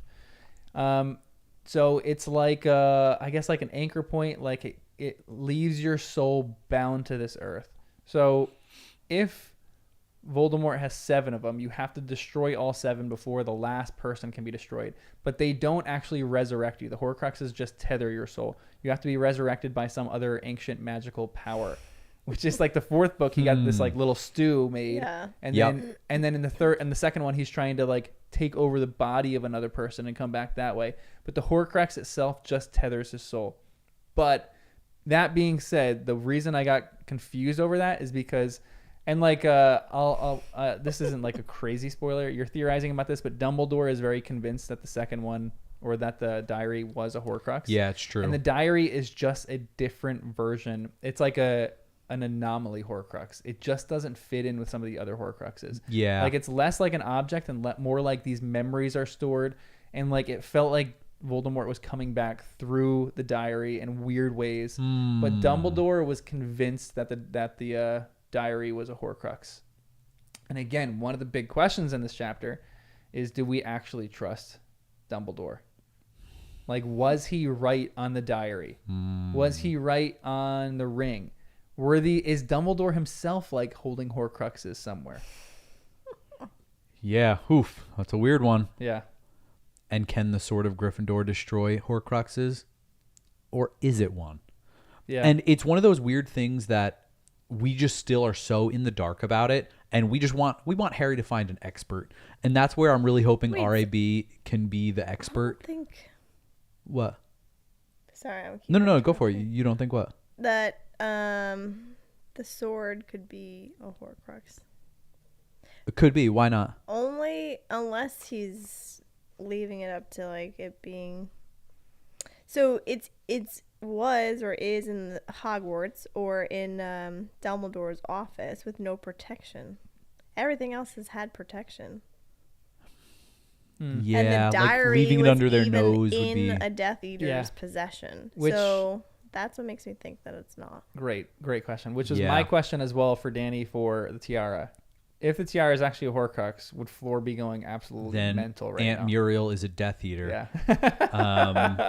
Danny's not saying the tiara isn't a Horcrux. He's going even further. He's doubling down on that. Auntie Muriel's a Death Eater. And she's always kissing everyone because she's part Dementor too. And she's trying to suck You're people's nuts. souls. This is gonna be my new headcanon. This is a great theory. I love It's this. it's just either way, maybe it's because I've played video games or Skyrim or something, but it's like then the jewelry then it's a tiara. Could it have power or something? Even if it wasn't, it could just be something that is helpful to wear. Could it be a strengthening thing? So even if it isn't a Horcrux, I'm like, it could have some magic to it. The same way that I hope the Sword of Gryffindor has some kind of special power. Could there be a spell of protection on the wearer? It becomes like armor, kind of like the way the Weasleys were making armor for the Ministry. So I don't know. I just wish they could do a little more digging because I'm just intrigued by treasure. So Yeah. in my mind, I'm like, worst case scenario or maybe best case, it's a Horcrux and you just found one. But on the opposite end, it's a cool tiara. Do some investigation, ask some questions, figure it out, But what would Voldemort's plan be with any of this? The Sword of Gryffindor was that in the office, or was that something that was given to Harry in his moment of need because he's a Gryffindor? And so Voldemort didn't expect that to ever happen. And he thought it was well hidden. And then it just came to Harry, and it was like actually like a mistake, you know? Or was the sword around earlier in book 1? Because he literally said in the will, it said that, yeah, you're not getting that. That's staying at Hogwarts because it's not it wasn't Dumbledore's to give. Yeah. Was Dumbledore that near, like, did he really think that he would be able to give away the sword? That seems strange that Dumbledore knows all this. He knows, like, the sword exists. Right. And he still tried to give it away to Harry. I feel like it was part of a riddle in the will. Agreed. Interesting. The will feels like a riddle. And that was why it was a bummer that he didn't read the will part for the sword. Yep. You're like, maybe they'll get this again sometime. But and maybe they can still put the rest of it together to get more of the riddle. Is the Why will written can't they somewhere? read it themselves? Like, let me see it. I want to read it. Yeah, who's the executor of this And will? he could have been making stuff up. Yeah, and holding things back. Was there more to it? But Dumbledore, maybe he wouldn't have known, because maybe everything just got thrown off, and Dumbledore had this plan, but the plan was for like years away or I feel something. like a will should be a howler. You know, it's like That's a good required to idea. say something. Where like it gathers people, or it goes to different people. What even. did the snitch say again? I open at the close. I open at the close. Okay. I forgot about that. Being, so many mysteries in this book right now. Oh my gosh. Someone wants to know, what does Auntie Muriel's apparition sound like? Cover your ears. You don't want to know. A little flabby. Way. I feel like Kristen was good at them. You know, like when you slapped a pool noodle on water and the pool? Yeah. That's Auntie Muriel's apparating sound.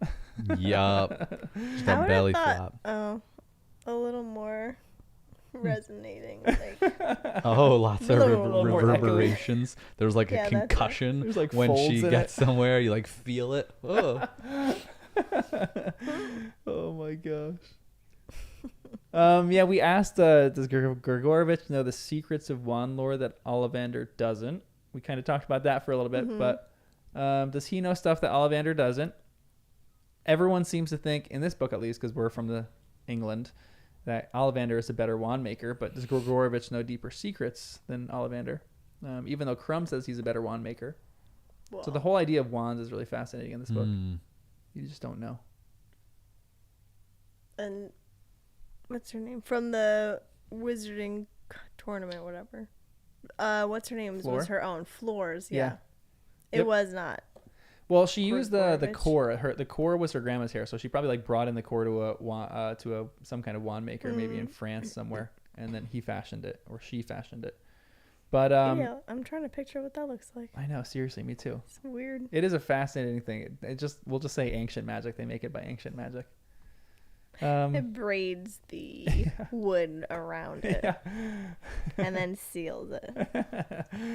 I feel like Floor's wand would be like a braided wand, like three twigs like braided together, and the Vila core is in the middle. You know, that'd be cool. Yeah, that'd be kind of cool.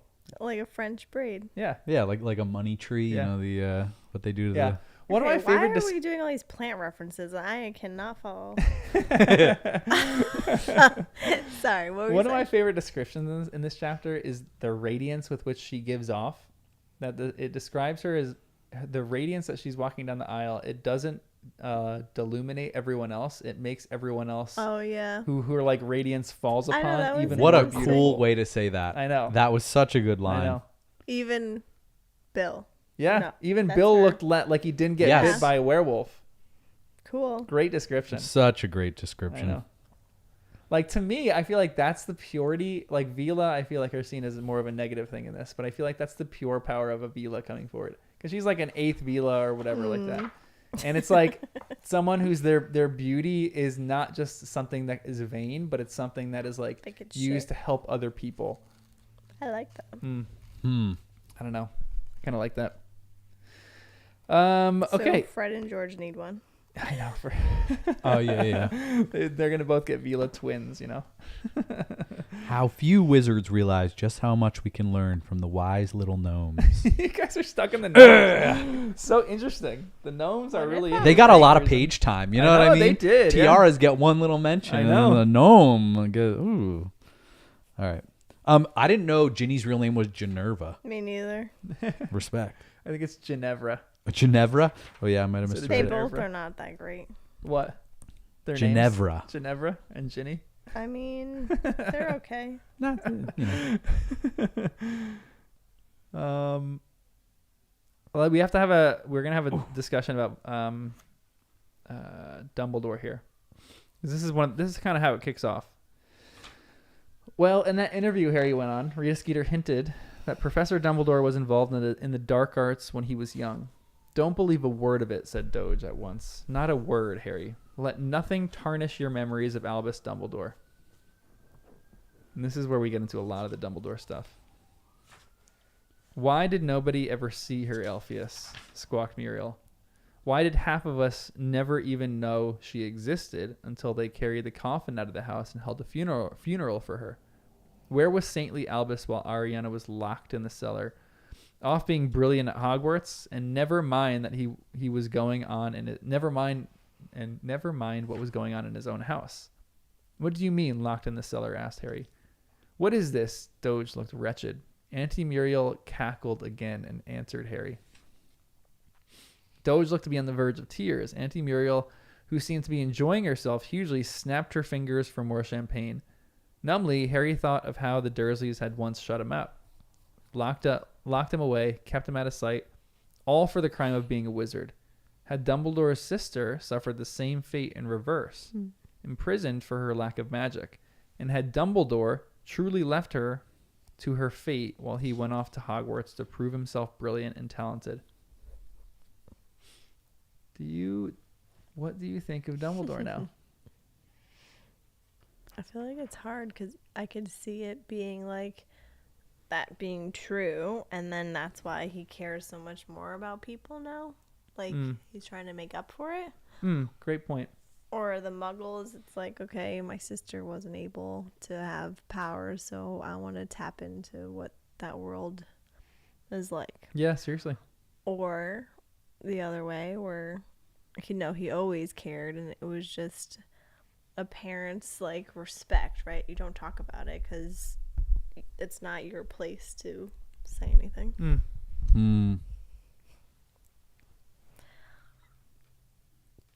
Yeah, I do still trust Dumbledore, but I'm not thinking of him as having some perfect upbringing or anything. This just makes him more of like a complex character where he can have made mistakes and done things wrong. It doesn't change the way I view him. It almost makes me respect it even more that like he's learned from his youth and growing up and experimented with dark things or had trouble and family issues and whatever. But I am curious. And it almost feels like conspiracy. It's like a little more than just issues or health problems. It's like nobody ever saw her locked in the cellar. Like where did that come from? And then is there a reason? So I'm very curious about that. Why was she so sick? It's like, was the mom poisoning her? Yeah. Was she born that way? Did she develop something? Did she get cursed by something and they couldn't figure it out? Because to me, I'm thinking if Dumbledore was like trying out dark magic, it wasn't to use it against someone. It was to help someone. Huh. Like, I wonder if dark magic, like in... Yeah. Whatchamacallit? What's the... Star Wars. Doesn't he do dark magic to, like, try to save the life of Padme? Ooh, wow. It's fair. Wow, that's a great comparison. Dark Look at magic. Jenny, you're getting nerdy. Yeah, I'm curious. I'm trying to connect that to Voldemort and like the current story with the past. And now I'm curious if she was a squib, could there be magic to make her magic? But the downside is it makes her sick too. And is that something that Dumbledore thought was a good thing? And then maybe connects him and the same emotions that Voldemort has, would Voldemort ever want to do that to people now, turn them into magic? Or would it be the opposite of, like, if you're Muggle born, or if certain things, like Voldemort wouldn't like it, he would take the magic away? And maybe Ariana thought that magic was more of a curse and didn't want to be magic, and Dumbledore was trying to take it away as like if that's what you want, I'll try to remove the magic, but it made her sick. Or I don't know, I'm just trying to think of ways that Dumbledore could be at fault for her death, because it did say he blamed himself, right? Yeah.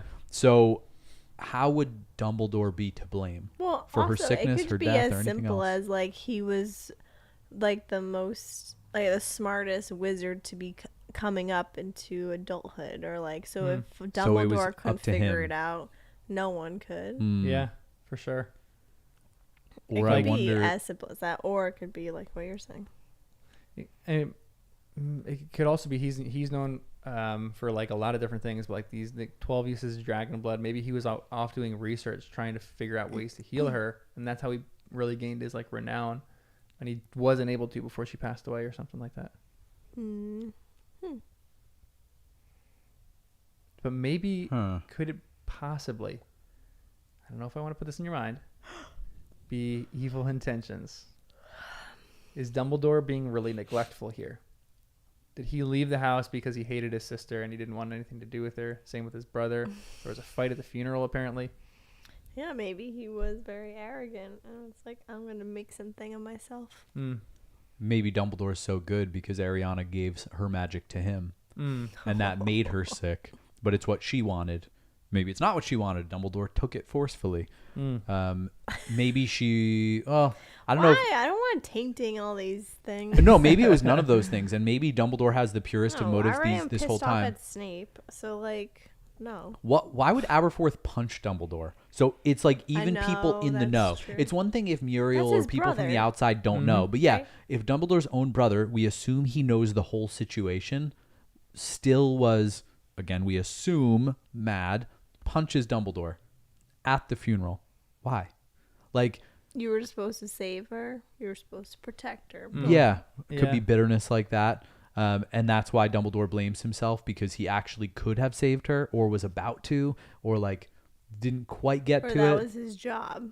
Maybe that's why he found the uses of the dragon heartstring or dragon blood. Wait, what is... I missed that. Was on the chocolate frog card at the beginning too. Because I have that memorized. Yeah. Well, we you know, it's we touch on it here and there, but it's like just because that's part of what made him so renowned. But what was it? That he found 12 uses for dragon. I'm gonna say dragon's blood. But okay. Rita Skeeter says she interviewed some guy who said that he already had 8 uses, and then Dumbledore stole his research. But maybe he stole it so he could try and save his sister. Yeah, and for sure. Maybe. Dragon's blood was the only thing that could potentially cure it because of magical whatever. And maybe that's why Aberforth was mad, because he didn't do it in time. Or maybe Dumbledore wasn't willing to steal things, but Aberforth did. And then Aberforth was mad that Dumbledore wasn't willing to use stolen research to help. But, so it also could be something like that, where Dumbledore was being too like taking the high road, but it cost Ariana her life. But Aberforth was willing to do even dark things to, you know, save her. I don't know. But either way, Harry's kind of in the dark, and everyone else seems to know more than him. And he's left being kind of mad at Dumbledore. Like, you didn't even tell me you lived in the town where my parents died. And it's just like a weird little thing. We're kind of left the same way. Like, man, Dumbledore didn't even mention that one time. Because that was the line. Bathilda Bagshot gets mentioned. But he goes, Bathilda Bagshot lives in Godric's Hollow? Oh, yeah, she's been there forever. The Dumbledores moved there after Percival was imprisoned. And she was their neighbor. The Dumbledores lived in Godric's Hollow? That's a town? Yeah. I thought that was the name of the house. Godric's Hollow. It's like Sleepy Hollow. Yeah, the black, yeah. What is there? 12 Grimmauld Place. No, that's Black actually House. a street. The most noble and ancient house of black. That's why I was getting confused. I'm like, how do they all live in the same house? Got it. Wow, I feel really smart. But then it's been a while. Aunt Muriel goes, or Harry felt drained, empty. Never once in 6 years had Dumbledore told Harry that they had both lived and lost loved ones in Godric's Hollow. Why? Were Lily and James buried close to Dumbledore's mother and sister? Had Dumbledore visited their graves, perhaps walked past Lily's and James to do so? He had never once told Harry, never bothered to say. Which is again a weird thing, but why did Dumbledore never actually mention this? Again, it's his embarrassment, but he's an old man, and I feel like why wouldn't he tell Harry to gain some kind of kinship with him? And even just to show Harry, like, I've been there, I know what you're going through. Why is Dumbledore so secretive? Great question. I don't know. I wonder if it's a timing thing, and he needed Harry to find this out later, after the fact. But it still feels so weird that Alpheus felt shame about some of this.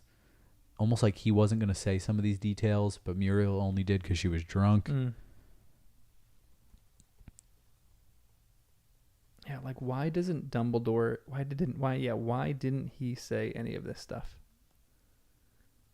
Was it just because he was never asked? Because part of me is like, that's kind of true for me. If someone doesn't ask me a specific question about that, I'm not going to really tell them, you know? Yep. So, especially if it's sensitive or Dumbledore's still one of them said Dumbledore never mentioned his sister after that day. Yeah. Mm-hmm. So it could be. Or he's just filled his brain with more important stuff. Yeah. And doing research. Yep. He's not thinking about doing research sharing on the where side. he grew up. Here is the last line in the chapter. We'll go into the next one. We'll talk about this stuff in the next chapter as well. But Harry did not know where to begin, but it did not matter. At that moment, something large and silver came falling through the canopy over the dance floor, graceful and gleaming. The lynx landed lightly in the middle of the astonished dancers. Heads turned, as those nearest it froze absurdly in mid-dance. Then the Patronus's mouth opened wide, and it spoke in the loud, deep, slow voice of Kingsley Shacklebolt. The ministry has fallen. Scrimgeour is dead. They are coming. Oh, man, that's such a good chapter end. So we're on chapter 9 now, A Place to Hide. Unless, again, Danny has anything else in chapter 8? No, I think it's good. You know, we'll cover some of the other stuff too. We'll keep talking about any of that. Does Jen have something in chapter 8? Not chapter. Gnome saliva again? No, the last thing you were just saying though. I just find it interesting because like the ministry was not being. I don't know. They weren't being protected. They were just trying to play detective to find out what Dumbledore was up to, right? Yeah. It just seems weird. They feel like they were very exposed and like not protecting themselves. So I don't know. I don't know where I'm going with that. I just find it weird. I'm like, wait, how could the ministry actually fall? Or they all became bad? Yeah. Anyway. Yeah, how does the ministry fall? I was wondering the same. Scrimgeour dying is a good start. But, like, it's made up of so many people. Like... But are they all Death Eaters? Could it... A few of them are. Yeah, there are definitely some Death Eaters in there. Yaxley is in the ministry. But is there no second in command? There's no vice president? I mean, who do you think this... Like, this is going to sound ridiculous. Who do you think is second in command right now? The one that got fired? As long as it's not Umbridge. Oh, it is. No, she's still working at the ministry right now. Yeah, and there could be some very unqualified second, third, fourth in command, but yeah, it's weird to say has fallen. And you know what's annoying is that why couldn't he have actually gone to Harry's level instead of like accusing Dumbledore and Harry for stuff? You need Harry, like, to get information, so he could have played a whole different approach. Could have had a whole different approach to maybe help the ministry. Not the ministry, like they could have helped each other. Maybe I don't know. Right. Yeah. It does feel like they were fighting, working against each other rather than helping. Is Percy dead? He was Scrimgeour's boy. Dang, is Percy gonna ascend and become an evil? Oh, well, I didn't even think He about already him. is kind of evil, but I keep forgetting about him. Yeah, he didn't show up to the wedding. Lame. But if he did, he would have lived. If he's dead, or he could be a Death Eater now. Or maybe he was the one who killed Scrimgeour. Oh my gosh. Oh my goodness! And if he was, Well, that does seem like a bit of Voldemort's move, like getting someone like Draco to do like the killing or whatever. So maybe he was doing the same thing with a bunch of other impressionable kids. And he's like, "Yeah, Percy, I'll put you in a position of power. Why don't you just wait for the right moment He and then does I'll like call the on you?" weaker ones or the younger ones, right? To like. Yeah, the ones who Except Snape. Where respect did Snape power. come from? Well, we don't know anything about I him. know, but he That's what had I'm to saying. get He- him young. young. I think. And that's why And he had no friends. his worst Yep. memory could have led to him being with Voldemort. Yeah. So Like that could have led right down that path. Yep. Like the next day, you could have just gone and Yep. I hate everyone. Oh, you hate everyone? Join my club. Yep. It just feels again a little sloppy that the Ministry didn't take things seriously enough to have a backup plan. I'm thinking of like the movies where if the president gets assassinated, the entire country can be run from Air Force One and it can be refueled in the sky and they can just pick up the vice president or whoever's third, fourth, fifth in command. And then it automatically does this like protocol and then everything goes on as normal. So what would Voldemort have to do to overthrow the whole Ministry that they had no backup plan for? Well, they've been it has to be imperiousing- at the Ministry, right? Like, so they imperious essentially the vice president, Pius Thicknesse. Like, I guess in the Ministry pecking order, he is like high up. He is one of the top. right. Dolores Umbridge is one of the top. So those two, like, that both of those are evil. Like, there's So other people. yeah, you're right. So if you kill the top guy, Yeah. and the next guy who takes over is under the Imperius Yeah. or is a Death Eater, that's a fallen Ministry, I Yep. guess. Maybe that's what Kingsley means, and it's not the death and destruction that I'm kind of picturing. So okay, that's fair. It could just be run by evil people, or like I briefly theorized, it's not actually fallen. They just captured Kingsley and Imperiused him and got him to send his Patronus to make everyone think it was fallen. I don't want to think that way. So that'll lead into the next chapter, because there's another Patronus that comes in the next chapter. And you have to ask the question, is that fake or is that real? Where it says the whole family's safe, stay where you are. Oh, the Weasley. Mr. yeah, the Weasley. It feels like it has to be real because we don't understand what the goal is. If Voldemort's just trying to watch the kids and see where they go and he's just sitting from a distance watching them, that's bad news. But if it really wasn't safe and Voldemort wanted to kill Harry, you'd think he could get the Weasleys to say a different message.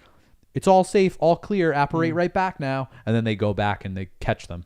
So I feel like that makes me think we can take it at face value. Like, we're safe and stay away.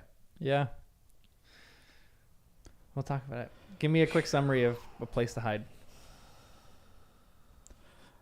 They're on the run. They being Ron, Hermione, and Harry. And they're trying to figure out what to do, but they just apparated, and Hermione was actually ready. She had a little bag ready to go with clothes for them and everything. So they go to a little coffee shop, a diner. They get attacked by Death Eaters. Then they go to Grimmauld Place. Then there were a couple of booby traps there that freaked them out for a second. And now they're kind of getting settled and, figuring out, how to make a plan, I guess. So yeah, they're getting their Mr. bearings after the wedding. Patronus goes there. Yeah, Mr. Weasley's Patronus shows up to give the message. Which I thought was weird at first, but then I guess it makes sense. Remember our discussion? Yeah. And in the chapter picture, there's a moon, a crescent moon. So Lupin is either 13 or 16 days away from being werewolf. Counting down to action. Oh my god. Danny's ready for the next chapter when it becomes it's gonna be 13 days later, and you're like, oh no, What's happening happening? now? So maybe by 11 we'll see some Lupin werewolf action. A place to hide. Hermione is the greatest in this chapter. She's so 'Cause good. he goes, when you say you've got the cloak and clothes, said Harry, frowning at Hermione, who was carrying nothing except her small beaded handbag, in which she was now rummaging. Yes, they're here, said Hermione. And to Harry and Ron's utter astonishment, she pulled out a pair of jeans, a sweatshirt, some maroon socks, and finally, the silvery invisibility cloak. Oh, That she is little the best. purse in the picture is very tiny. I know. Yep. It's It's so that small. tiny. Nice. Small So little true. beaded bag or whatever, however So it describes good. it. I love that. Except she got Ron's wrong jeans. They were size too small. That's maybe the most important question in this chapter. Would you, if Hermione packs the wrong jeans that you have, would you risk it and go back to the burrow to get your good fitting jeans? Oh my gosh, no, because there's magic. I'm like, just extend your jeans. Your size. That's such a great point. Why isn't Ron just like they use the extendable charm on extend those jeans, extend the pockets of your jeans? You could fit anything that you want in there. Hermione just likes looking at Ron's butts. She got the small ones on purpose. She wouldn't make a mistake like that. Yeah, it's kind of true. Actually, kind of headcanon right there. Gosh. Hermione knew what she was doing. Ron has a nice butt. Funny. Ron's apparition sound is nice and juicy. So Juicy. Hermione's like, gotta get in this tight jeans. It's classic. It's classic Hermione right there. Oh my gosh. But we kind of have a little discussion here. But Harry threw the invisibility cloak around his shoulders and pulled it up over his head, vanishing from sight. He was only just beginning to appreciate what had happened. The others. Everyone at the wedding. So later we get the Patronus that says everyone is safe, or the family is safe at least. Do you think everyone at the wedding is safe? Do you think that there were any casualties or anything bad that happened to anybody? Was anybody captured?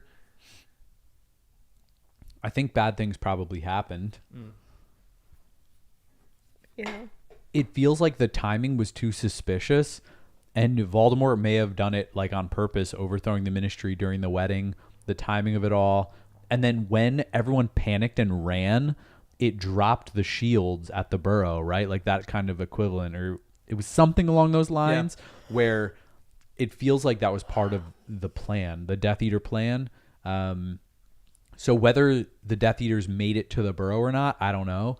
But I think anyone who panicked and ran, depending on how they tried to escape, could have been trouble. And if the Ministry falls, then who's in charge of, the Flu Network or Apparition or like Port Keys? It just feels like someone would have been captured or killed in all of that chaos.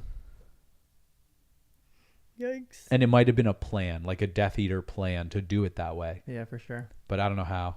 It's like cause chaos so you can isolate someone and then capture them. Yeah. Someone actually says too, Hermione knew that they would have trouble finding food, so she packed him the smaller jeans in anticipation for him losing weight. Nice. Good thought, Hermione. This is one of the most fascinating questions of the chapter, is how did the Death Eaters find him? But this is the passage I want to read because this is kind of where we get it. After a minute or two, Ron said, we're not far from the Leaky Cauldron here. It's only in Charing Cross. Ron, we can't, said Hermione at once. Not to stay there, but to find out what's going on. We know what's going on. Voldemort's taken over the Ministry. What else do we need to know? Okay, it was just an idea. They relapsed into a prickly silence. The gum-chewing waitress shuffled over, and Hermione's ordered 2 cappuccinos. As Harry was invisible, it would have looked odd to order him one. A pair of burly workmen entered the cafe and squeezed into the next booth. Hermione dropped her voice to a whisper. How did these Death Eaters find them? This could have all been part of the plan. Again, like if they're monitoring who's apparating, disapparating. We don't know enough about how that works, but is it traceable? Him. Like, oh yeah, Harry is still traceable because he's underage. Wait, his birthday's tomorrow? I'm confused about when the birthday... No, the birthday already passed. Yeah, his birthday was... So technically they're not supposed to be tracking, but the fact that they were tracking and it's been infiltrated by moles, maybe... Ron said, what if they extended it? Yeah. Yeah, I forgot about that. I would think that. That's possible. That's not... What else could it be? Well, I mean, I don't know. Could they have known where she was going to apparate? Could Voldemort have done legilimency to make her think of an idea, but implant it like Inception? Do it from that far away? I thought you had to be... I don't know. Yeah, but I think Hermione throws that... She just said it was the first thing that popped into her head. But that's what it popped into her head. That's what throws me off. Like Tottenham Court, like randomly. Like if Voldemort is good at legilimency and could do it just quickly, just like sneakily. But he wasn't there necessarily. Can he do it? Yeah, not necessarily. Can he do it? That's what I didn't think. No, I thought... To me, I thought he was there. So the dang. second that terrifying. it dropped down and everyone scatters, Voldemort is there with scanning for Harry. He doesn't know, but he sees Hermione and is just like legitimacy from here. Oh, interesting. Okay. Because I'm still picturing the Death Eaters hovering above this shield somewhere, waiting for Scrimgeour to die so he could come rushing in. And maybe it wasn't Voldemort, but we know Snape is good at legitimacy. So maybe he's just waiting outside for this like perfect moment.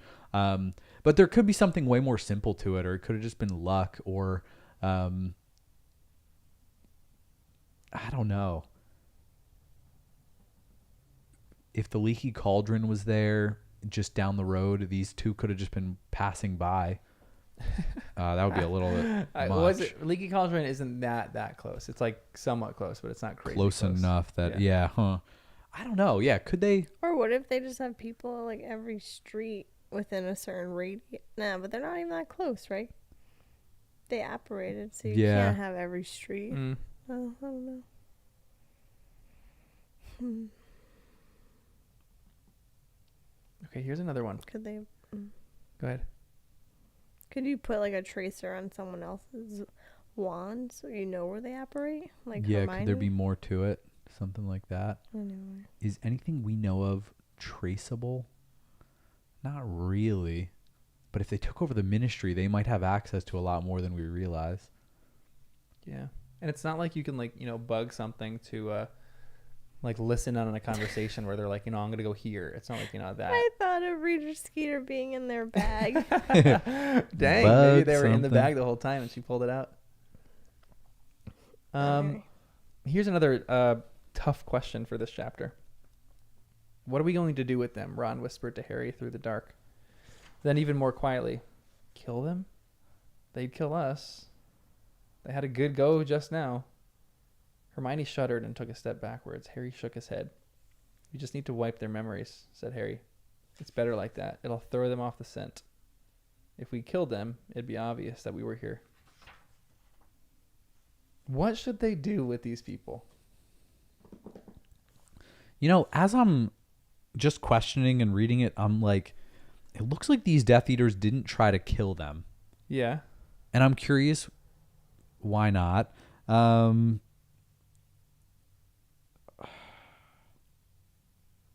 only saying it because is there a chance they're wrong and these are not Death Eaters, but were other wizards and they recognized each other and there was this moment of tension, like the Ministry just got overthrown, so these other Death Eaters are not Death Eaters. These other wizards are sitting there and they're all kind of like, it's like a duel, like waiting. And then whoever makes the first move, but then Harry or Ron, I think whoever it was, flinched. And then that caused this fight, but neither one of them knows who the other people are. They're just like, tension's high. Yeah. And I'm only playing that idea out because that's another reason not to just kill them. Yeah. Because we just don't know enough. So in one way you might say, oh, they're Death Eaters, kill them so you don't have to deal with them later. They might come back and kill somebody you love. But like, they're just kids. They don't even know who these guys are. For the sake of things, don't go killing people. There's one thing that some people are throwing out in chat that is actually a pretty devastating detail, and it's a small detail that you will have blown over in the prior book. It's really small. But do you know anything about Anton Dolohov? It sounds familiar. He's a Death Eater. Oh, wait. Do we know his? Yeah, Dolohov is the one who. No, it might be the one who hit. It's like history. History. I'm like, wait, no, I think that was. Dolohov was devastatingly the person that likely killed Molly's brothers. Yeah. So Ron's uncles were killed by this person, and maybe Ron just doesn't recognize them. Recognize this guy at the moment. But there was another thing in the mass breakout. There was a write-up on all of them in the Daily Prophet. So Ron probably should have known who this guy was. So it's interesting that Ron recognizes him. Maybe he just doesn't put two and two together because they're in like a flurry right now. And it's like, a lot of adrenaline pumping through your veins. But this is the guy that killed his uncles. Whoa, that's pretty intense. And wait, when does it come up his name? I think the big one's Thorfinn Roll. That's Dolhov. All right, so Ron, I recognize them from the old Wanted posters. I forgot that they like kind of confirmed it. Well, it does make them a little more killable. Can they even do it though? No, I don't know if they even could. Do they have to practice? Not to be too dark. They could do it the old Unlike Muggle an ways, but The bug and a beetle. The spider, or was it a beetle? I can't remember. wow, that's pretty intense. I feel like they actually should practice on And insects. if Ron now recognizes right? them, Right, it would work if they meant to. Yeah, but the Obliviate does seem like it should be added to the Unforgivable Curses. The Obliviate is a pretty crazy spell to be using and whipping around. It's probably not as bad as killing someone. yeah, right. But or like I mentioned in the live read, the line that was sticking out from Rita, or someone was saying about Rita, is that she can always get there are ways of bringing back memories, and I'm sure Rita Skeeter knows them all. Yeah. And no offense to Rita, I'm sure she's great, but if Rita's doing it, I bet Voldemort knows that and more. Voldemort knows that and more, but at the same time, like Gilderoy Lockhart was exceptionally gifted at obliviating charms, and like they're hard to do. But if that's your MO and that's like the only thing that you're using, like Rita knows how to get memories out of people because she's a journalist and she practices this all the time. It's not like an average Death Eater or even Ron, Harry, and Hermione could just do this and like get it. It does take like a lot of practice and for you to get good at this kind of spell work. Yeah. So, like she is probably used to like ripping memories out of people. And Lockhart is still in St. Mungo's. Yeah. So if they at St. Mungo's can't figure out a way to fix it. Yep. Maybe he was so good at taking the memories out that it can't be restored. Yeah. And maybe Hermione's just that good. We can hope that these memories are,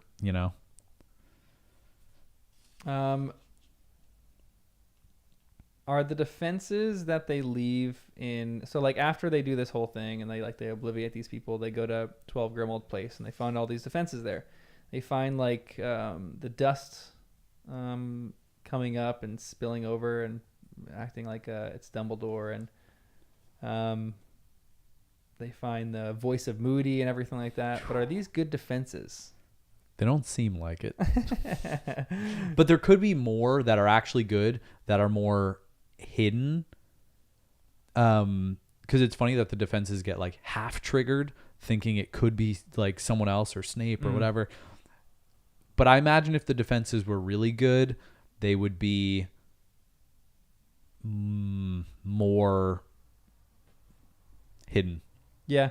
So, because I hope this isn't just a one and done, like that was it, because Yeah. they just weren't strong enough, or maybe this was just a little warm up, and if it was really an intruder or Snape, the defenses would have gone nuts. But then I'm like, did they do more now that they're sleeping there? Is there more defending them from Snape or other Death Eaters or Voldemort or enemies? I hope so, because it's hard to rest easy if you're afraid of attack. And I think one of the things too is because these attacks, or because these defenses don't seem so strong, did Snape actually infiltrate this house? Is it safe for them to be in 12 Grimmauld Place right now? I mean, like they debated, it's not that safe, but it's probably safer than anywhere else. I think Harry was the one who said anywhere else they go, they're vulnerable to all attacks. But at least here, it would only be Snape. He's the only one who could get through because he was part of the Order. So the Secret Keeper told him where it was. So in a way, it feels like the safest space. But actually, you know what? Maybe I take it back. Like Hermione was saying with going out into the countryside, maybe that could be safe. Just get far away in a random place. Yeah, but they did go in a random place. I mean, the city. Yeah, and then they got found anyway. Yeah. So maybe that's enough for them to be like, yeah, maybe that's not safe. We better not try that again. Let's go somewhere we know that, well, it's good too because the Patronus found them from the Weasleys. Yeah, I know. So it's like other members of the Order will assume they go there, but it's to the same point. Maybe that's where Snape would know they are. Yeah. So it's risky. Yep.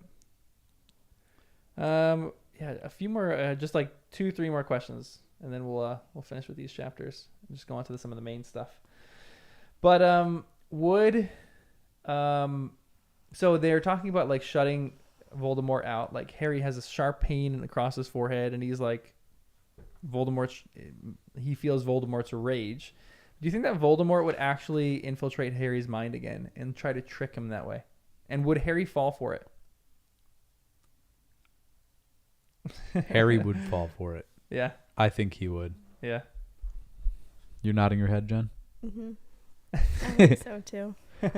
Only because he just can't help himself. Yeah. He just cannot help himself. He has a saving people complex. Yeah, but I'm not so sure Voldemort would do it again, but Harry's got to practice loving people. Because that's kind of what got him out the first time. Yeah. He was thinking of loving Sirius, right? So now he's just got to be like, happy thoughts, Harry, with Sirius and Dumbledore, and just like trying to find, I guess, love, if that's the greatest weapon, and it's something Voldemort lacks. But I don't know. It's a nerve-wracking spot to be. Why wouldn't Voldemort try it again? Yeah. Just to see, play around with the idea. Hermione doesn't know anything to help. I guess not. Would be his best chance. Yeah, seriously, I know that. Again, if Hermione is with them, rather than Dumbledore, Hermione seems like the most knowledgeable person in the Wizarding world. Yeah, right. So if Hermione doesn't know, then like he's screwed. He doesn't have any hope. She also brought her textbooks. So. I know, exactly. Look up some stuff on this. Yeah. I am concerned about the troll's leg umbrella stand lying on its side, because it does imply somebody else was here. But it might have just been Tonks. She tripped over it once before. She's clumsy. Yeah. And they even showed it in the movie. They did. But I don't know. It feels like it could mean something else. But I don't think Who else would be there? Who else could have gone? Are you thinking Snape? Because Snape is really Snape or Mundungus? Because Mundungus might be clumsy like that. I don't think of Snape like. I don't think if he was there, especially if he was trying to hide and he hasn't attacked them yet, I don't think he would leave something knocked over. Maybe this is going to sound crazy, but could either of them have been there a few moments before Harry was actually there, and they just left in a hurry because they were like, they heard the door about to like someone else was arriving and they bailed? I mean, maybe it could be, but I don't think you can apparate in. So how did they get out? That's what I'm wondering. Like, is someone in the house hiding somewhere? I feel like that's the only thing that would be possible. But then again, it's connected to the flu network because didn't Harry stick his head in to talk to talk to Sirius to try and find Sirius? But I think he knows the secret of the secret keeper. Yeah, so you'd still would need to know the secret, but it means that anyone else from the Order, if they were there thinking, oh my goodness, this is Snape, I gotta bail, and then they run and use the flu network, that would still make sense. Anyone in the Order, you don't try and take on Snape, at least not by yourself. Yeah. If it was someone just there like doing something quick, so they might just want to get out of there. But if the Ministry fell, the flu network's not safe anyway, so I don't know. That's a fascinating little thing you picked up. The troll thing was knocked over. Yeah, maybe it was just Tonks because she's clumsy. It could just be Tonks. Yeah. And I still am just curious about it. I thought that they brought up Tonks being clumsy a couple times because it would be a signal to us that at some point she's going to be clumsy when it really matters, and it's going to be a negative thing. But it could just be that we're about to have a really cozy moment where other members of the Order are here. Tonks or Lupin are upstairs in the bedroom, and then in the morning they're like, "Oh my goodness, guys!" No, they can't be because Hermione cast Harmonium Revelio, and no one was there. And nobody was there. Huh. Maybe they'll come in the morning or something like that. Or maybe they just left immediately. Or maybe it doesn't sense werewolves. Ooh. Yeah, it's a weird one. Or maybe it was just knocked over from way before, and Tonks put some other protections in place there, and that's when it got knocked over, and it doesn't mean anything. But it's just weird. All right, last question for this one, because this is where the Patronus comes in, and the Patronus, which is a weasel, speaks in the voice of Ron's father and says, "Family safe. Do not reply. We are being watched." So a few questions for this one. Can you fake a Patronus? Did Ron's dad just send a Patronus in every which direction to try to find them? Do Patronuses track? What is going on with this? Is there like a little secrecy? Is there like cameras in this house that he was like, oh, they're at 12 Grimmauld Place, and he like sent the Patronus to Grimmauld Place? I feel like maybe they could have put spells there that would notify them if someone came by, potentially. We've never seen a spell like that, but maybe. And can you fake a Patronus? What do you think, Jen? Could you fake a Patronus? What's your Patronus again? A horse? I think you wanted it to be a horse. I think it was a dog. Oh, I think it was some kind of dog. I thought. Wait, and John, yours was a fox? Yeah. That's great. Because I love mine. I can't remember. You don't remember what kind of dog? Or it maybe was a dog? I forget too. I just know I'm a brown hair. You have brown hair. I don't, there are only so many Patronuses. I'm not sure you could fake one, but you could have the same one. Ooh. So if you're under Polyjuice and you use a Patronus, it would be your normal Patronus. But if you were under Polyjuice using one of Mr. Weasley's hair and your Patronus was also a weasel, you could sound like him and look like him in the form of a Patronus. Interesting. So, okay. I'm just curious how a Patronus and Polyjuice would work together. Because we do. Or so Harry's is a stag. Was Harry's dad's Patronus a stag? we don't actually know. We don't know. But maybe. Yeah. And then ooh, if Percy was under Polyjuice. oh, is his a weasel? His could be a weasel. Is he even capable of doing a Patronus? Not a full corporeal. Come on okay, now. that A husky. I had Yours is You're a husky? husky? That's Nice. awesome. Yeah, That's is a a good cool one. Also, is a Death Eater capable of doing a Patronus? Is Voldemort capable of doing a Patronus? Oh, yeah. Actually, that's weird. I don't So that's think the we've thing. seen a dark wizard do a Patronus Yeah. yet. Have we? That's the thing. Can it actually be faked? I think it can the same way a good wizard could do Avada Kedavra. We assume. I think even a dark wizard could summon something within them that is light. But I'm actually not sure though. Like maybe. What's your question? Like, can a dark wizard do a Patronus because it's like goodness? I know. I was just thinking when you said that. I'm like, Voldemort Like- never sends. Yeah, he never sends Patronus Patronuses. So do we They have know the this is tattoos. Mr. Weasley, or could this be something else? And could the Patronus get in? But what does that mean? I felt like we discussed this last time, and it was like there would be nothing gained by saying that the family. True, and that's what we think, but we don't know enough about it. Maybe Voldemort is trying to track down RAB and doesn't think he can, but he thinks they can, so he's waiting for them to find RAB, and this was all like part of his thing because he's like, it could be something else, or maybe I just don't know. There's a small detail in the prior book about someone enduring or going through a change of Patronus. Yeah, Tonks. Could you actually change your Patronus to be something else willingly?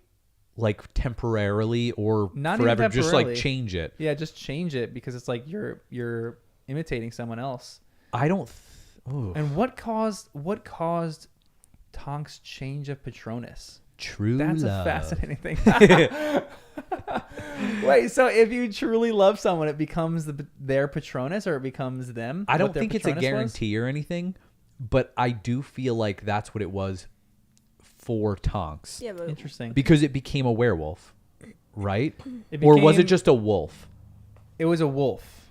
Which is But what was interesting. it before? Which is we don't know what it was before. No. Okay. So that is a great question. In the movie, a werewolf and a wolf look drastically different. In the books, they look nearly the same. Yeah. Which makes sense to me. Yeah. In my mind, a werewolf should look basically like Yeah. a wolf, or at least a magical type Yeah. of wolf. But actually, didn't we discuss at the time when that was happening? Because Snape made a comment, and I thought it was funny that like he made it sound like, oh yeah, your Patronus is looking a little weak here. Like he was trying to get in her head, but it actually was a huge upgrade. Like her previous Patronus might actually have been a hare or like something small. No, I You're thought it still was the stuck on this opposite. idea that the animal is actually the thing that's protecting. No. you. But not that it's a protecting thing, but just the idea of like, I think we know her Patronus changed, and not in a She's subtle way from a shapeshifter werewolf or whatever. Huh. So Would that be she part of should it? be able to change anything. She right? can. Her Patronus can shapeshift too. Interesting. That's why she's the only one that we've seen that. So I don't really go off Yeah. of that Ugh. because she has. Well, True love's the only thing that can change a Patronus into the other person. true love. if that, because that was all during the same time where she was like falling in love with Lupin and he was resisting and all that. and she was in turmoil about it. Quite a bit of turmoil. I mean, she had a lot of other things going on too, but still. I think we trust that this is Mr. Weasley. But if I were those kids, I would take everything with a grain of salt because you just don't know enough about any of this stuff. So take a second and just be careful. I just don't understand what you think is bad. If it is no, that's why fake, I don't think there is what anything. Is it? Yeah, I don't think there's anything bad so here. Why are we talking about it? Because we want to understand at a deeper level so that we could 5 to 10 minutes. You're like, it's bedtime. No more Patronus talk. That is a fascinating idea that Patronus could change or who can cast a Patronus. But whatever it is, this Patronus for sure, even if it's fake, it's telling them nothing of substance. So it's like it's a good thing if they're being lied to. Then you're like, okay, I'm still not going to go visit. I think one of the lines that makes it like almost confirms that it's maybe not is do not reply. Like if you're a Death Eater and you're sending this as a fake one, being like reply immediately to us, you know. But I don't know why they shouldn't reply. That's the weird part to me. Because they're being watched. It gives it away. But does it give it away? Like I think everyone knows Harry's as Patronus. So if he's sending his stag around, I don't even know. Subtle. Yeah, I don't even know. How does it even go around? And what? Why would it be bad though? That's the part that I'm curious about. Like, does it leave a trail? Because if so, wouldn't it be more dangerous to send your weasel rather than receive something? Because I'm like, no, but I'm just thinking. I'm thinking it just appears Patronus. like right in front of you. Just like boom. I don't think it's like traveling. Yeah. Like a owl. Yeah. It is hard to tell. I think so. But I'm just curious why a reply would mean something. But I guess you just gotta trust it. Yep. All right, final questions. Who's there? Anything else in this chapter? Real quick.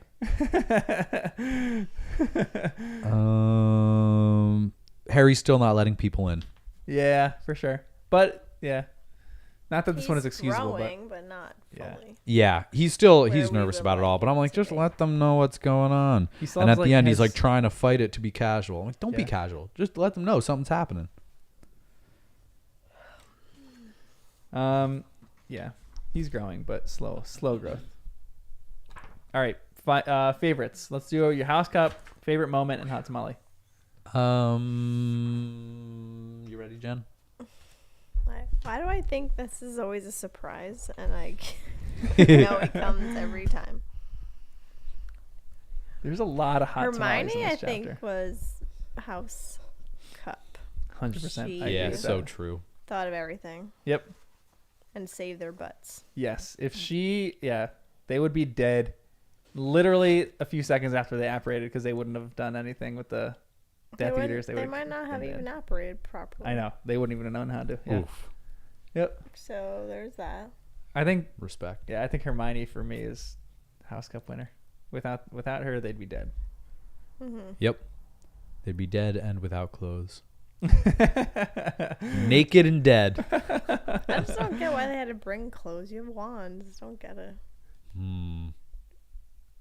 Bippity boppity boo. Remember The Office when Michael Scott is thrown out into the woods and he's like, I made a tent out of my pants, and he's like, I was getting hot, so I cut my pants and made shorts. I'm like, that's what Harry and Ron would be doing if Hermione wasn't with so them. True. They'd be with their wands, fashioning their pants into like different, like a blazer, then like Harry would just be hiding invisible because he's naked. Well, she's holding them back from their potential. Do you have a different one? No. Hermione is the House Cup winner for me. Could also be Hermione though. I know. Or Floor. I liked that scene when you were talking about. Yeah, that was so good. There's a lot of hot tamales. Fred and George could be hot tamales in this. With Floor's cousins out in the woods. Cousins. There's one moment. I'm going to steal Jen's typical hot tamale in Ginny because there's one moment that melted my heart in this when Ginny was a bridesmaid and she looks out over the whole crowd and sees Harry and just like winks at him. I'm like, the confidence that Ginny has to do that. Like, whoa, there's something so cute about like a wink that. like that. I missed that too. That's good. That's a good move. Winks are powerful. I thought powerful. you were going to say when Grandma said her dress is too low cut. Respect. Oh, you know? She's looking good. And I love the like, again, she doesn't portray this in the movies very well. She doesn't have confidence, but in the books, her confidence of like, if everyone's eyes are on you and you're looking out over the crowd and you see someone and you just give them a wink, like everyone's looking at you pretty much. Yep. And you just have the confidence to wink at someone that you like. You know, that's pretty. Confidence. You have said that. Yeah. Yeah, that's hot tamale energy right there. That is such hot tamale energy.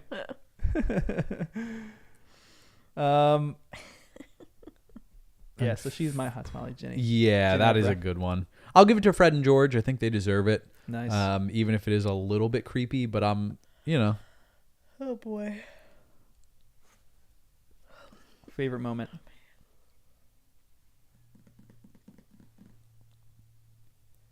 None of the wedding felt like it could be my favorite just because the tension was there. I like when she was like Mary Poppins with her bag. Yeah. Yeah, that again, it was like a relief of Yeah. she thought of this That whole stuff. thing She's was just, prepared. like, Oh, great. good. Yeah, it was relief for me because I hate these situations. My favorite moments to read though, it was with Muriel and Alpheus and Harry. that's Like Yeah. the information and was like I don't know. It was like not accurate. It was coming through Muriel, so we were questioning, but it was fascinating all the same. So I'll remember that stuff for sure. We know. Biggest impact moment. So yeah, I'll say that was my favorite moment. That's a good one too. But taking Yeah. down those Death Eaters, I mean, I know that was respect. good. That's straight up. It's Yeah. 3-on-2, but still, these are experienced yeah, Death Eaters that's who true. were taking down That's a good one also. members of the Order. Yeah, so, we need another one for Kristen. So oh yeah, what would Kristen's favorite moment be? It would be the moment before everything bad happened, when they're at the wedding, before the wedding, when everyone is mingling and just having a good time. Yeah, you're There's like right, an you're energy right. and a buzz to that. So, Kristen, in The honor of you, pre-wedding buzz for sure. that'll be my favorite moment. The pre-wedding buzz, just the fun Yep. camaraderie that everyone has. You know, Hagrid sitting on 5 chairs and collapsing all of them and apologizing Yep. profusely. Yeah, to that everyone. was funny. Someone says Crumb unfortunately can't be considered for the hot tamale because all of the good-looking girls were already taken. That's what he says. my gosh. What is the point of being That an is international so Quidditch funny, sensation yeah. if all the good-looking girls are taken? That's great. Great line. All right, well, thanks for joining us on our journey of Harry Potter and the First-Time Readers. Until next time. Woo! Woo! We made it. You know, I Barely. tried to I use barely made it. Me and Danny could have been talking throughout the rest of the night. Yep. Just You about should've just left Patronuses me alone. sleeping then. Nah, No you know, we way. still got to go shopping and everything tonight anyway. It was a little catnap I before you go didn't think shopping. that I would do that. I don't know I what was time it all is. like Oh, nice. pumped and then Mhm. And then it we hit just you hit a wall. hard. Hard work week. I know. early work week. I was using image generators online because I thought it'd be funny if we had merch of naked Harry on a horse. Your search history is going to be a little Yeah, weird but you next know week. what? The image generators wouldn't do it. And I was They're trying to not be great. like, You can't do I was nudity. trying to do it like in a way that it didn't look bad. The problem is, even if you say like in shorts or shirtless or anything, but then it ended up just being Harry Potter on a horse, and I was like, this looks lame. So then I was like, forget it. You typed in Daniel Radcliffe. You A could. naked Daniel Radcliffe I bareback on a very horse. much think yeah. you could probably Photoshop that because Daniel Radcliffe nice. does have naked pictures for his Yeah. Broadway play around, so you could probably take him as a naked person. Yeah. Photoshop him on a horse, and then we'll put a black bar over his private parts. That's perfect. And Or the horse's head would just be Yeah. walking in. That's that's what I'm saying. I'm like, nothing would be visible. And I Yeah. tried to like type it out that way, but Harry Potter was trouble too because of copyright maybe. So a few of the image generators didn't even like me using the word Harry Potter. So I was Yeah. like, Wait, goodness. that thing that Brandon sent, the image generated party at Hogwarts. Oh, yeah, That was yeah. so great. That was so cool. Was so funny. Part of me, I don't understand how some of the image generation works. When I do image generation, I type in prompts like that, and nothing like that comes up. No. None of those cool images. So I'm like, They where are must- these people using? probably- They're all behind paywalls. Like you have to Yeah. pay for subscriptions to the good ones, I That think. was really good though. Yeah. Because it's like, when did they do? Like, how do you get it? I don't even know. Like the real person doing that. Right. I know. Right. I know. Is It is wild. Yeah, I thought that was impressive and clever. I got fooled by something. Somebody sent me that Harry Potter's on Disney Plus. Did you ever see that? Where it's like an animated remake of all of the movies, slightly more for kids. Turns out, no, it was same thing. It was AI generated images No of way. these like cartoony like clips from the first movie of like, but like a kid's version. If Pixar made Harry Potter, that's what it looked like. Yeah. But the thing that Kyle sent me actually looked like it was a real thing because it was a guy filming his TV, like, look what Disney Plus has. And then I started Googling. I'm like, oh no, it's just some like little thing. But yeah, that would be cool. It would never happen because Disney would never have those rights. But oh well. It's Universal, right? Yeah, and they're enemies. I know, they're the worst. Although Kathleen Kennedy just made Dave Filoni the CEO of Star Wars. So. Oh yeah. I saw that. It didn't mean a whole lot to me, but people seemed excited. Yeah. Does it mean anything for us? Some people John? say Dave Filoni is like the grandchild of Lucas. Some people, it's a little controversial, but a lot of people like that decision. Kathleen Kennedy is not or the chief creative officer, the CCO. A lot of people say she's like the worst person for Star Wars. Whoa. But we won't get into Star Wars because that could be a whole long discussion. That was a good pull. I couldn't remember names either. Yeah. But I'm sure maybe there's got to be some like generated image somewhere of Harry Potter naked on a horse. And I could just take a little black bar and put it over his ween, and then we can sell that. It's merch. perfect. I feel like that'd be the coolest merch thing. Well, that's why I was trying to think of merch that was like yeah. unique to Yeah. what we've done, and 100%. so hot tamale We stuff. could do hot tamale or, stuff, ancient magic stuff, Harry naked on a horse. Still, someone even commented that they say that was probably the funniest moment of the podcast. He is naked on a horse. What? What, in his play or something? Isn't that him? This better not be a spoiler. No, it's not. Is this for the play? It's No just way. a photo shoot of him with a horse. No He's naked. way. In the one, I don't know. Oh no, Dark Horse. It's a Vogue photo shoot. I don't know. Did he have a Vogue photo shoot of him naked on a horse? I'm gonna It sure steal looks that like image. it. Oh my gosh. I mean, But then if you but go some to of the this- other ones look like but it's from look a at this play or one. something else. But he's just shirtless in that one. I don't know. But he's not wearing his glasses. We'll put those on and. Yeah, just a Photoshop. Yeah, exactly. He's with a horse. Oh my gosh, how did I know this? That's How a did you know horse. this? What? Yeah, I know. I didn't know that was his play. Oh, I didn't either. So like, look I at just this saw one. it. Yeah. Oh, you saw that one. It's like a fake horse, but it's not like the same thing. I gotta take that and Photoshop it on a horse. Maybe subconsciously you picked up on his play in some advertisement.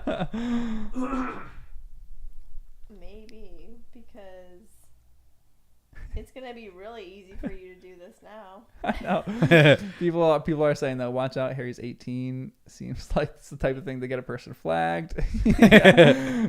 Authorities are gonna show up at your door. Excuse me, what were you looking up on Google? yeah. Oh, whoa! Look at that one. It's a horse. And Is that his play? I don't know. I have this is how I have the image in my head. You know the image of Look at that one. ooh, dang. I feel like I remember seeing billboards for that at some point. You know the image of Vladimir Putin on a horse? Where he's Yeah. shirtless? I'm like, that's how I imagine Harry Potter on a horse like that, Yep. completely naked I don't know what that with a little Just black going bar. through the I've never countryside. seen the explicit, like, some of these are explicit. Yeah, we're gonna get. Yeah, that's why you're looking so hard. You're like, I thought I Googled the right stuff. Why isn't it coming up? No, I just find it weird that they are like eyeballed off, but like when you click on it, it's the same. That was one of them. Yeah, like certain sites monitor Yeah. different. Yeah. I gotta make this now. That'd be be a fun little thing to make. Weird, but But it kind of has fun. to look like not bad. Yeah, I know. Because we want to wear that shirt. But it has to look a little spicy for our hot tamales, you know? Oh yeah. I'll only wear it on select occasions. Like that. Adam Driver on a horse shirtless. No, that's actually Different thing. A lion. Oh no. Yeah, but we could put because he's actually riding the horse, so put his face on. Ah. There you go. I'll figure out how to do that. We'll if anybody Yeah, has any true. Photoshop Because that would be the skills, thing. If it's just like, that's the one. That's it. yep. That is it. Just throw his face onto that one. Now that would be a very niche reference if someone ever Yeah. saw another fan of our podcast with a Imagine- shirt yeah, like yeah, that. yeah. They're like, You're walking. "Are down the you a street, first-time and reader? you're Are like, you a hot tamale?" You're a hot tamale. You have a shirt. Would they want to wear I feel like we would sell prints and that'd be like bathroom art. Right. You know, like you put that in your Yes, bathroom you're as like a right. little funny little thing, you know? Yeah, Hot it maybe is tamale. not the shirt. I think it's like a sticker. It could be a On your sticker. water bottle. Okay. Yep. I like that. Yeah, a good sticker of Naked Harry. Or something else.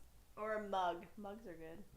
That is a good mug. Yep. You'd have one side like that and the other side. Actually, doing double side's more expensive, but That would be sweet. I'm in.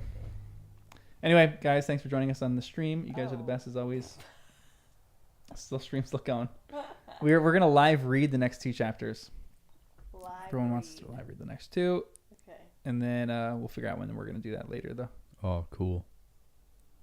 Can we look at the image? No, we better not. Don't look at the next chapter. Why did you ask? I could have looked at it. Well, just in case. Now we know. Yeah, don't look at the next chapter or the image. All right. Alrighty, everyone, have a good night or good morning wherever you are. I know some people are in Europe. It's like 4 a.m. or something like that where some of you are. So they're Whoa. doing the same thing I was doing. Yep, have a happy Thanksgiving, everyone. Which is an American holiday, so. Or Boxing Day or whatever. It's not Thanksgiving by some of you guys. Anyway, have a good night, guys.